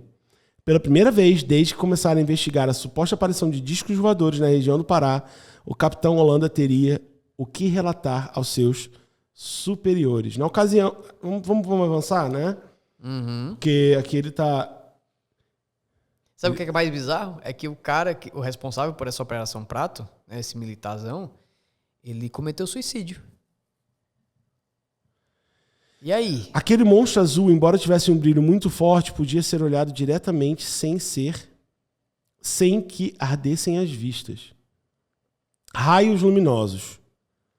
Por essas e outras razões, a Operação Prato continua a ser apontada por ufólogos do Brasil inteiro como um dos mais intrigantes casos de avistamentos de OVNIs registrados no Brasil. 2 orifícios paralelos, como se agulhas tivessem penetrado a pele das pessoas. Nunca me esqueci do pânico estampado no rosto das pessoas ao dizer ter sofrido um ataque por luzes que desciam dos céus e extraíam sangue delas. Entendeu? Castigo divino ou ação comunista? Ai, meu pai. Ação comunista, aí começou. Mas tu entendeu? Essa parada é que eu acho tensa. Essa parada eu acho tensa. Mas e a galera da ciência fala disso com tensão também? Tipo, ninguém sabe explicar o que foi? Ninguém sabe. Mas então, cara, a galera da ciência deixa as questões que não se sabem aberto. Ninguém fecha a parada. A ciência, ela quer progresso. Se você fecha, se você taxa... Não, isso aqui é... Mas o progresso só existe investigando, né? Total. E tem que ser investigado. Mas aí eu falo, os OVNIs são investigados? Mas quem é que vai investigar? Me responde você. Exército. Aeronáutica. Isso aí é uma questão... Entenda, a partir do momento em que isso está afetando a segurança nacional... Isso não é dever da comunidade científica. Obviamente que a comunidade... Se ela fosse acionada, né? Claro. Mas aí é que tá. A ciência no Brasil, cara, ela é feita para dar errado. Vou te explicar por quê. Para você ser um pesquisador, primeiro que não existe cargo de pesquisador. Certo? Existe cargo de professor universitário. Então, se você quer fazer pesquisa, você é obrigado a dar aula. Certo. Já começou errado. Porque o pesquisador, o cara tem que ter tempo. E o professor não tem tempo. Certo? Então, o que é que o cara faz? O cara, ele faz o concurso para entrar na universidade e ele tem que dar aula. Ele não consegue dar aula e pesquisar ao mesmo tempo. Então, ele coloca os alunos de mestrado e doutorado dele para dar as aulas dele. E dar algumas aulas lá. Por quê? Porque ele também tem que produzir conteúdo científico. Porque se ele não produz conteúdo científico, ele perde as bolsas do CNPq. Então, a gente é feito para não dar certo na ciência. Foda, viu? Existe uma crise científica absurda nesse país. Certeza. Total. Eu parei de pesquisar por conta disso. Tem incentivo, né? E agora, então, que foi cortado 92% da verba de ciência para o próximo ano? Vamos mudar de assunto? Caralho! Caralho, é rir pra não chorar, né, mano? E é um assunto tão fascinante, macho. Total. Que se deixar, vai dar 8 horas, mano. Vai dar 8 horas, sério? Sério, daqui a pouco vamos começar a bater aqui, porque 8 horas começa a bater. É tão. Eu piro tanto. Porque, assim, tudo meu é baseado em ciência. Sim. Eu acredito que a ciência é fundamental para que se tenham conversas contundentes e que não sejam uma viagem. Entendeu? Tipo, não, sei lá o quê. Não, a ciência tá... Total. Entendeu? Sim. Quando eu fiquei nessa parada de, ei, mas que porra é essa? Que sabe o quê? É pra tirar de ti essa angústia do tipo, ok, Léo, reconheço que eu não sei te dizer o que é. Como cientista, é um objeto não identificado que se movimenta estranho, que o próprio governo americano disse que não obedece às nossas leis. da parada, sim. É estranho. Tamo junto nessa e parou aí. É isso. Além disso, eu não tenho como saber. Mas é estranho. Muito. E pode ter qualquer merda lá dentro. É esse o problema. Né? E pode ser até... Pode ser o ETzinho, verdinho que tu falou. Pode ser Como pode ser um holograma. Cara, ninguém sabe, pois é, bicho. Entendeu? É bizarro. Enfim, mas é estranho, tu reconhece, Muito! Né? Beleza. Como é que não reconhece? Como é que... Como é que não reconhece? Macho. A gente vai ter que marcar um. Só pra falar disso aqui, topa? Só de astrologia. Demais! Só de astronomia. Demais! E a gente traz um astrólogo aqui pra vocês caírem no cacete também, só um pouquinho? Bora, topo muito. Mas, você é de quê mesmo? Você é seu signo? Ah, cara, como bom taurino, eu não acredito nessas coisas, né? Não, eu não entendo nada. Eu não sei nada.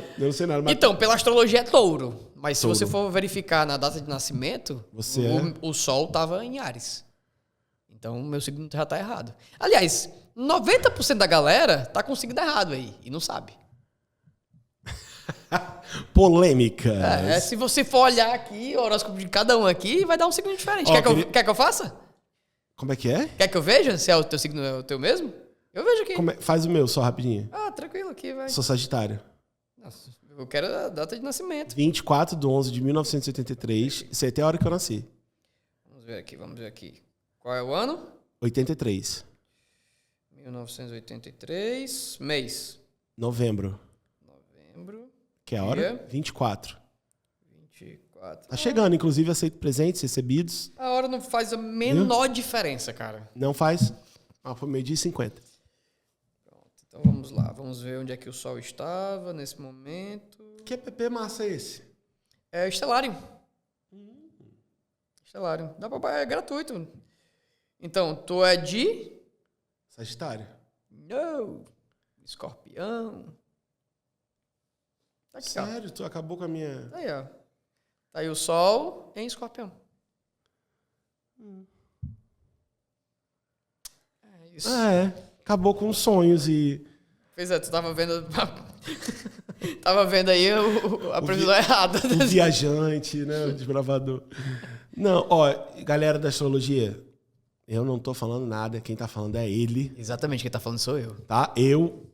Tamo junto. Se quiser sentar aqui e falar, a gente conversa. É ele, tá? Isso, sou eu. É bom que ele é seu mesmo. Mas é isso, né? Não, cara, o que eu posso fazer? O que é? A gente precisa avançar, porque se deixar, eu vou ficar. Eu preciso de você o seguinte. A gente tem uma brincadeira aqui, que é o seguinte. Se eu pegar o teu celular, não vou pegar. Certo. Se eu pegasse o teu celular, quais são os 4 números do seu celular de pessoas mais famosas que você tem. Nordestinos e nordestinas. E não precisa ser só músico, artista, ator. Por exemplo, pra mim, o cara que trabalha na NASA é famosão pra caralho. Ele é nordestino? Sim, cearense. Pronto. Pessoas, 4 ou 5 pessoas, na base do WhatsApp, nordestinos ou nordestinas, que são os números mais famosos do seu celular. Nordestinos e nordestinas. Mais famosos. Então vamos lá, vamos pra começar, né? Rafael Eufrásio. NASA. Sensacional na NASA. esse aí. Gente finíssima. Edmilson. Edmilson Filho. Edmilson Filho. O que mais? Até agora ele tá bem na brincadeira. São 2 nomes inéditos. Falcão. Falcão, legal. Falcão. E eu vou colocar o Hugo. Quem é o Hugo Fernandes. Hugo Fernandes é um influenciador ele científico. Vem? Já vem. Vale, tá vendo? A minha produção já sabe, já marcou. Eu não tô o Hugo, a gente tem uma história maravilhosa. Inclusive, eu posso contar essa história aqui e tu pode perguntar pra ele essa história. Fala. Ela é muito boa. Que foi sobre a minha monografia. O Hugo foi da minha banca. Ele tá com, sei lá, 200, 300 mil seguidores. Ele é biólogo, só que trabalha com divulgação científica. Não tô nem sabendo que ele vem, mano. Tua produção tá boa, hein? Boa. E ele, cara, ele é muito foda. Muito, muito foda. Trabalha na área de zoologia e tal, e a parte ambiental. E... tem o Preto Zezé também. Porra, o Preto Zezé... Altamente indicado já. A gente já tá entrando em contato. Zezé, presidente da CUFA. Já falei os 4? Falou 5. Só que agora tem uma brincadeira. Pois vai. Você vai ter que pegar o teu telefone e mandar uma mensagem pra um deles. Dizendo... Fulaninho, como é que você tá? Tô aqui nos Nordestinos pelo Mundo ao vivo agora. É o seguinte, perguntaram aqui quais são os 5 números mais famosos que eu tenho e eu botei você nessa lista. E eu tô aqui te convidando pra você vir participar dos Nordestinos pelo Mundo. Manda um alô aqui pra gente. Se mesmo que eles não respondam agora, escolhe um deles. Se eu soubesse, eu ia... Articular. Não, eu ia dizer os que eu sei que vai responder agora. Porque, por exemplo, essa hora o Edmilson tá gravando, né? Não tem problema não, mano. Não precisa responder agora não. Então, é só mandar... Vai ser o Edmilson? Pode ser. Mas depois a gente quer o contato, tá, galera? Vai. Aí tu pode dizer, Haroldo já veio, Max já veio, todo mundo já veio. Fala, pai velho. Ei, macho, tô aqui no Nordestino pelo Mundo, ao vivo, e aí eles perguntaram quais eram os contatos dos cearenses mais invocados, e eu disse que era você, pra você vir aqui. Se você puder mandar um oi agora, sei que tu tá gravando agora, mas manda um oi aí. Diga que os amigos, tudo dele já veio. E é verdade, o Haroldo já veio. Max Peterson já veio. O Alder vai vir. O Alder vai vir. Então manda um oi aqui, se puder. Não, quando porque ele tava online nesse instante. Não. E eu vou falar com o Hugo aqui. Com quem? Com o Hugo. Da NASA? Porra, aí... Não, vou falar com o Rafael, pronto. Fala com o Rafael, o Hugo já Rafael... Rafael, meu filho, um homem que gosta do assunto, acredita nos ET, ele quer saber se é verdade. Fala, meu irmão, como é que você tá, cara? Tudo tranquilo? Cara, eu tô dando uma entrevista aqui, tô trocando um papo massa com o podcast Nordestinos pelo Mundo, e eu falei de você, e o cara tá louco, o Léo tá louco pra falar contigo sobre o teu trabalho. Se tu puder, manda um alô aqui, beleza? Valeu, meu irmão, um abraço. Ele tá na NASA? Tá na NASA. Talvez a gente vá pra lá em agosto. Então pronto, já... Ele trabalha em Washington. Tem uma cliente nossa que vai fazer, acho que um negócio... Mas pra lá onde? NASA mesmo, lá na sede da NASA. Não, mas então... A sede da NASA é forte, porque a NASA é descentralizada. Eu posso ver aqui com a Cris onde é que foi. Porque a Cris, ela é uma cliente nossa que trabalha com experiência, assim, marketing de experiência, blá, blá, blá, de marca.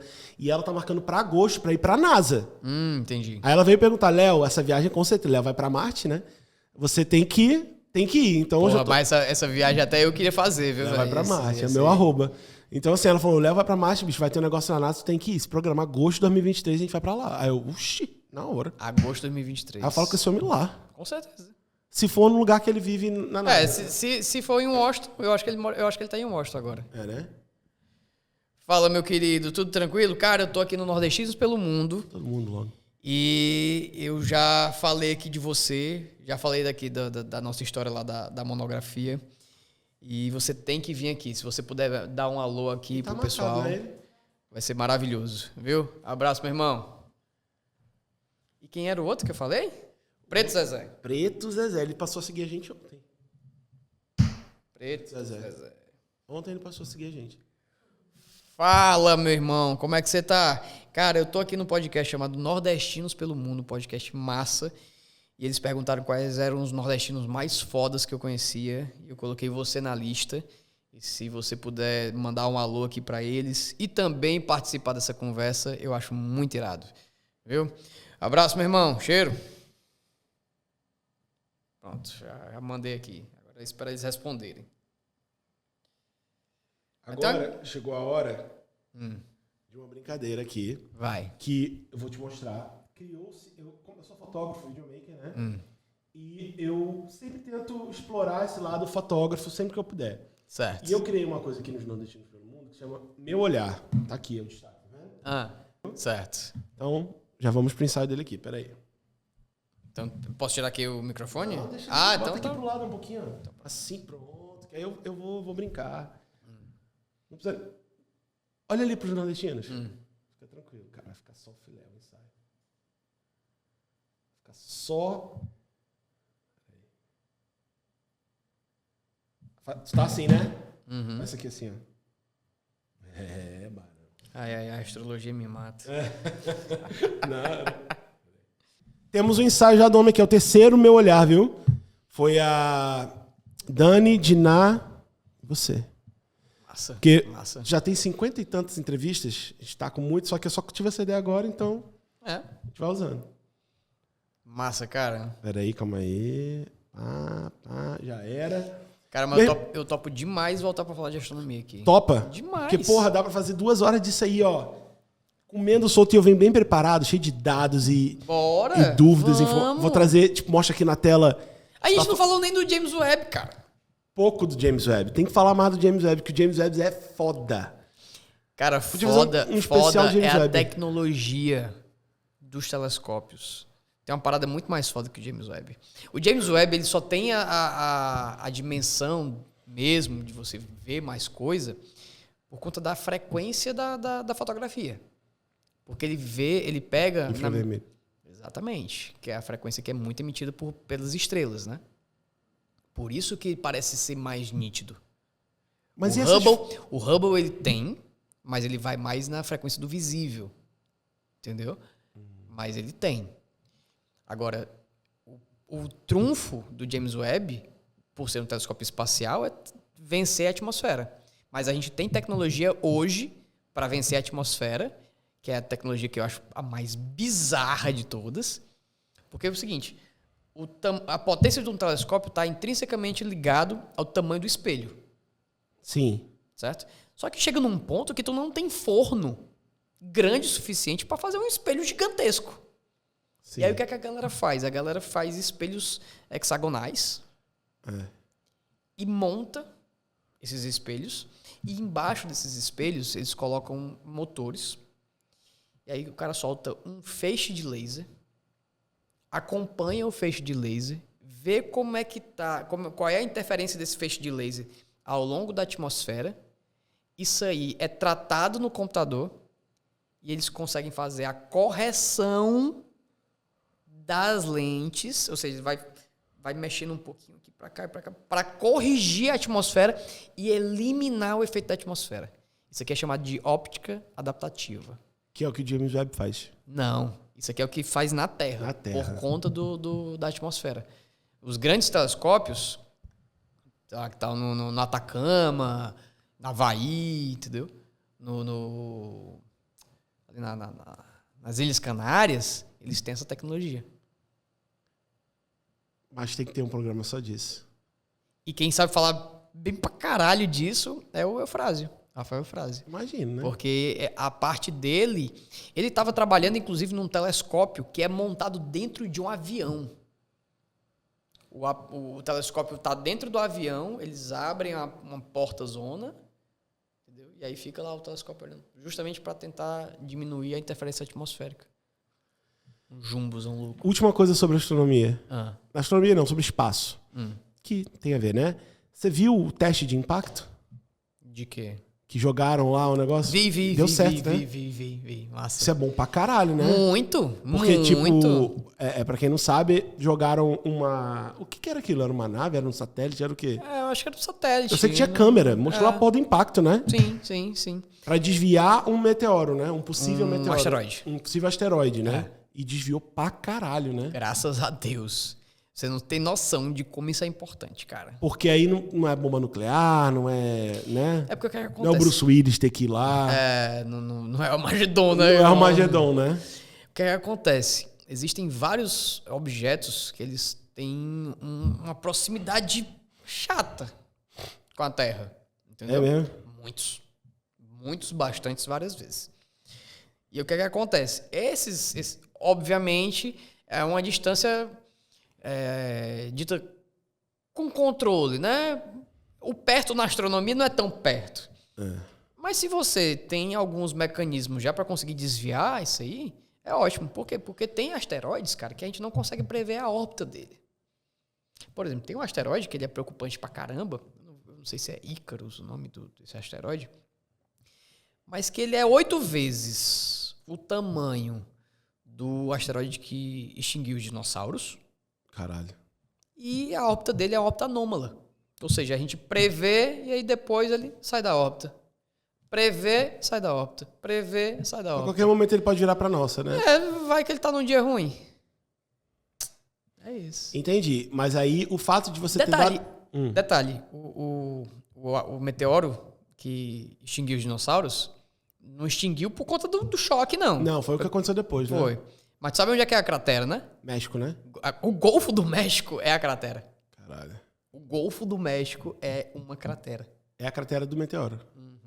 Que é gigantesco, né? Porra pra caralho. Pois é. O grande lance é que o fato de você ter jogado um objeto e ter afastado, isso é muito promissor, né? Muito. Porque aí você já tem... Esse mecanismo, né? Já não é a primeira vez. Porque, cara, a primeira vez tem tudo pra dar errado. Mas aí quando você já fez o teste, já sabe como é que faz e tal, porra, bem mais E será que a gente não... Será que a NASA já tem muitas dessas coisas espalhadas para caso precisar já estar perto de impactar? Ou foi... Cara, Porque, eu acho que é um estudo que está sendo feito ainda. E se for o caso, depois lança, né? Eu não sei se a gente tem isso aí. Mas esse meteoro que foi... Eu não sei se a gente tem isso em estoque, não, tá ligado? Eu acho que é uma parada assim ainda meio gourmet. Gourmetizada. Vamos fazer pra esse aqui que tá vindo. Mas esse estava vindo pra Terra? Ou foi só um teste? Tava só longe pra caralho, né? Foi só um teste. Não podia ter dado merda não de virar a órbita pra vir pra cá? Cara, quando eles fazem uma parada dessa, eles já dão uma verificada. Calculada bem grande, né? Cara. Hoje em dia, a astronomia, o principal aliado da astronomia é a simulação computacional. Matemática, né? Cara, computadores gigantescos fazendo simulações de todos os tipos de cenários possíveis, justamente para não dar merda. Entendeu? Então, aliás, hoje a ciência e a computação, elas andam de mão dada. Não tem uma pesquisa hoje que não trabalhe com simulação computacional. Hoje a Terra sofre riscos. Tem muita coisa. A gente está em risco. Cara, a gente pode morrer agora de um asteroide cair na nossa cabeça. Mas aí, individualmente, você, eu. Não. Você tá falando de asteroide grandão? O que acontece? A gente tem que entender que a Terra é gigante pra gente, né? Dimensão da gente.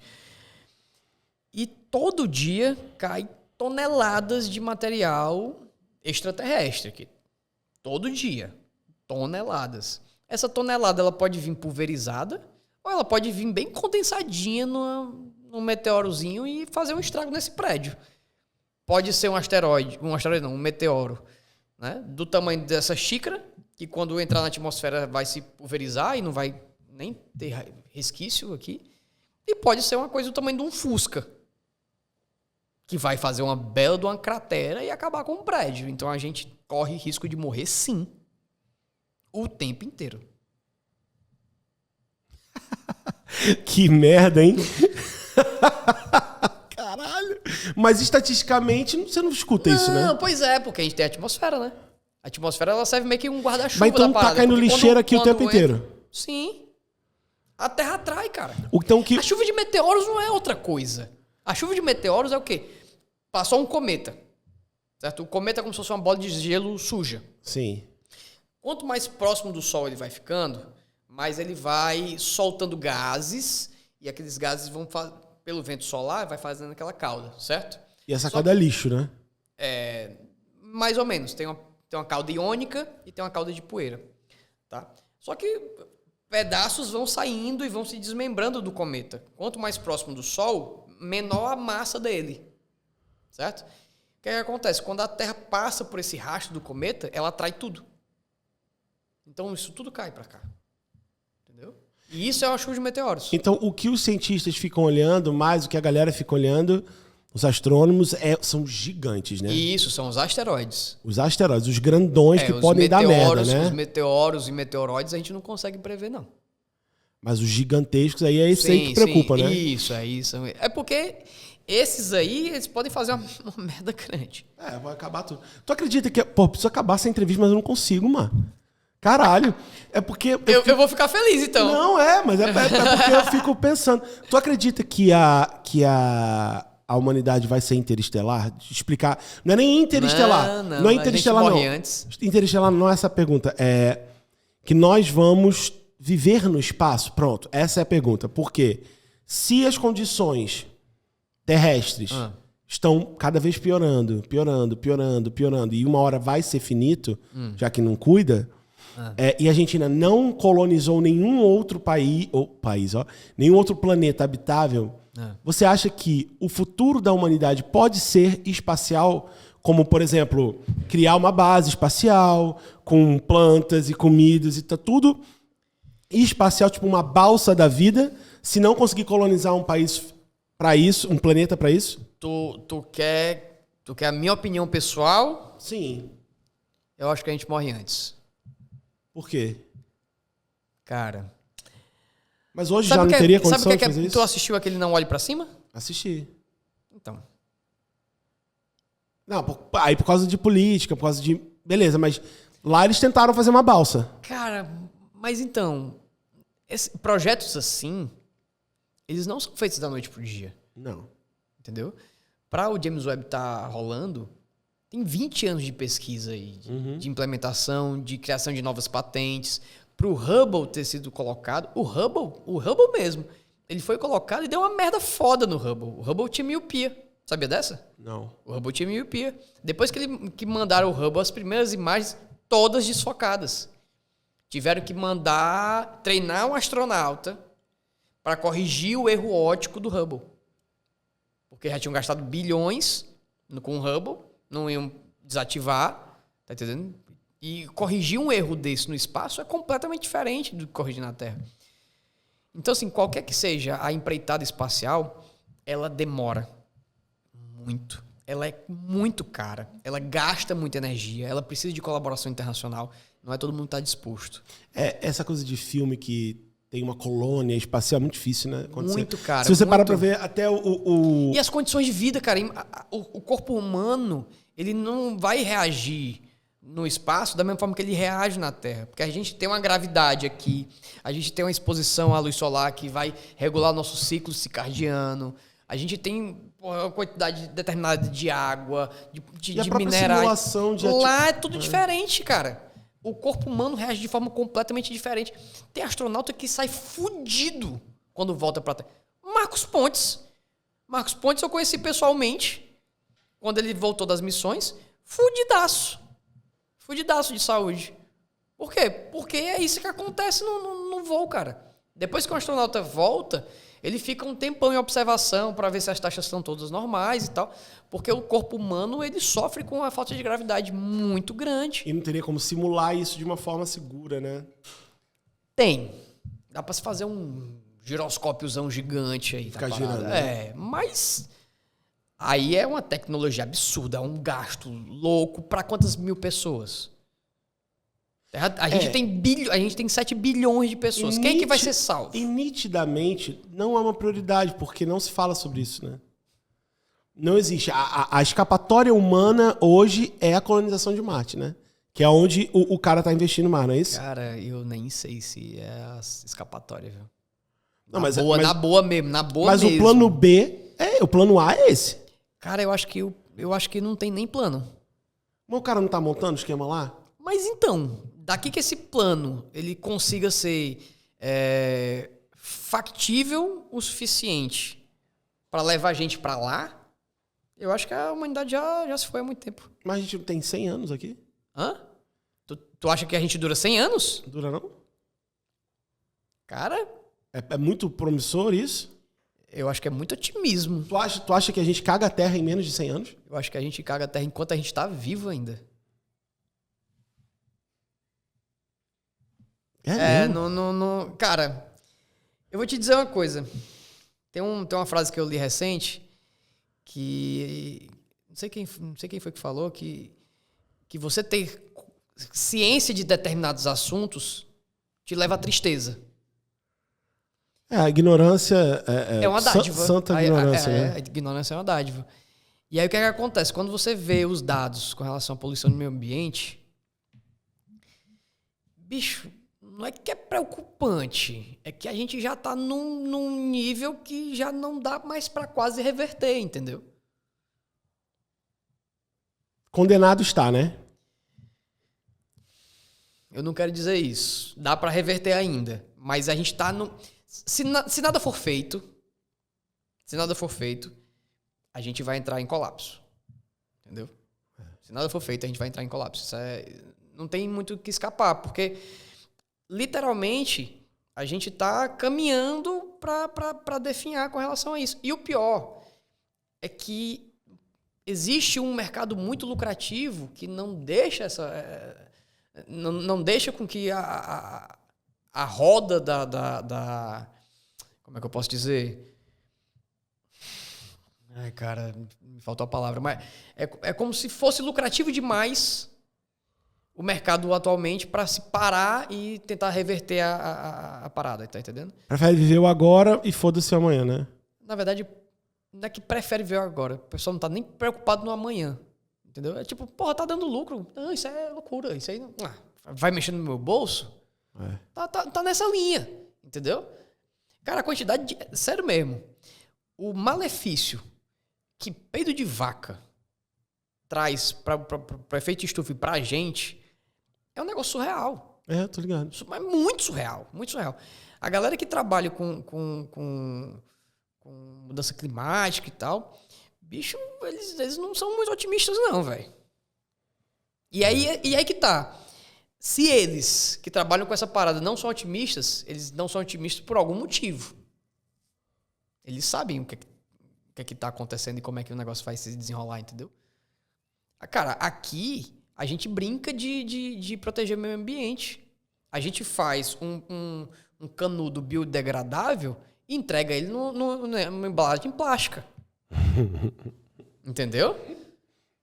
É isso que a gente faz. E ações que realmente vão mudar o mundo, elas têm que partir de governos, não tem como. Mas então, os governos têm que escutar a ciência. Quer mudar de assunto? Bora. Porque, né? Agora eu que digo isso, porque governos têm que escutar a ciência, é só o que não aconteceu, né? Cara, aquela coisa, você tem um cara que ele tá há 20 anos num laboratório, todos os dias, estudando a parada. Você não escutar o que esse cara tem a dizer... É idiotice. É idiotice. A pandemia é o próprio exemplo. A gente foi avisado muito antes. Cara, a gente... Enfim. Ai, meu pai divino. Ó, galera, foi massa e fica aqui a promessa de que nós vamos voltar para fazer um especial astrologia, brincando, astronomia, com um astrólogo convidado para entrar na brincadeira. Eu posso trazer mais um astrônomo? Pode, deve. Show. E aí fica o emocionado aqui fazendo as perguntas para quem entende. Eu vou fazer uma entrevista foda. Ele mora aqui? Mora. Então bora marcar. Eu posso trazer 2? Pode, aí fica uma mesa de... Fica todo mundo aqui, completa, 4. Porra, massa. Então vamos marcar. Próxima semana? Pode ser antes do fim do ano. Perfeito. Dezembro. Rola? Rola. Então dezembro vai ter um especial astronomia aqui, onde a gente vai falar sobre James Webb pra caralho, vai falar dos confins do universo, vamos falar de multiverso, que tinha aqui, eu não falei, vamos falar de... Bicho, Um monte de coisa. Porque eu vi, viu? Falaram aí de multiverso, da possibilidade do multiverso. Então, dentro do buraco negro tem essas possibilidades. Até de outro... Tem um multiverso, outro universo. Cara, a gente não falou... A gente nem entrou em antimatéria. A gente não falou de matéria escura. A gente não falou de energia escura. De teletransporte. Teletransporte. Velho, what the fuck. Massa, que bom que a gente falou 2 horas e ainda tem mais outro programa pra fazer. Meu irmão, é massa demais. Foda a entrevista. Adorei. Quer deixar um recado pros nordestinos pelo mundo? Galera, me sigam aí nas redes, @VictorAllen, certo? Se estiverem em Fortaleza, venham assistir meu show. Né? O Sou Todo Ouvidos, que é um show maluco, literalmente. Eu vou. Cara, eu nem falei das viagens, né? Nossa! Tem que ter outro programa. Tem muita coisa. Cara, tem muita história de viagem bizarra, cara. Bora fazer outro. Bora? Bora, mano. E aí a gente começa falando disso, aí entra na astronomia. Pronto. Meu povo, bom pra caralho. Foi massa o programa de hoje. A gente tá saindo daqui às 8h30 já praticamente. Eu não vou nem em casa, cara. Eu vou daqui e vou fazer show. Já vai fazer show? Vou. Onde é que é? Lá no Teatro do Mocearense. Direto. Tá em cartaz... Todas as quintas eu tô lá. Todas as quartas eu tô no Autoral Comedy Bar, com teste de piadas. E também em noites de elenco. E também tem meu solo. Então, confiram a agenda. Eu vou também. Todo mundo vai. Segue. Galera, vocês são foda. Muito obrigado por terem acompanhado. Patrocinadores, aquele abraço. E galera, tamo indo pro mundo, hein? Tamo indo pra Iceland e Holanda, hein? Reykjavik que nos espere. Vai ver as auroras? Vamos. Porra! A gente tá indo justamente no inverno, fudido de frio, porque o sonho da minha esposa era ver as auroras e a gente vai... E, cara, eu descobri que no hotel tem o aviso da aurora, tu sabia? Ah, é? Você pede, aí a galera... É o alarme da aurora. Tipo, ele, tá rolando a aurora. Se arruma. O alarme sai, tá rolando. Tá rolando e tu sai, se arruma e vai. Mas fala o que tu ia falar? Não, então, as auroras são feitas por conta do vento solar. Por conta do vento solar. E eu falei do vento solar, por conta dos cometas, né? Tá doido, macho. Me aguardem que vai rolar vlog, já comprei microfone, tá um negócio avacalhado. Tamo junto. A gente se vê nos próximos Nordestinos pelo Mundo. E aquele abraço. Valeu!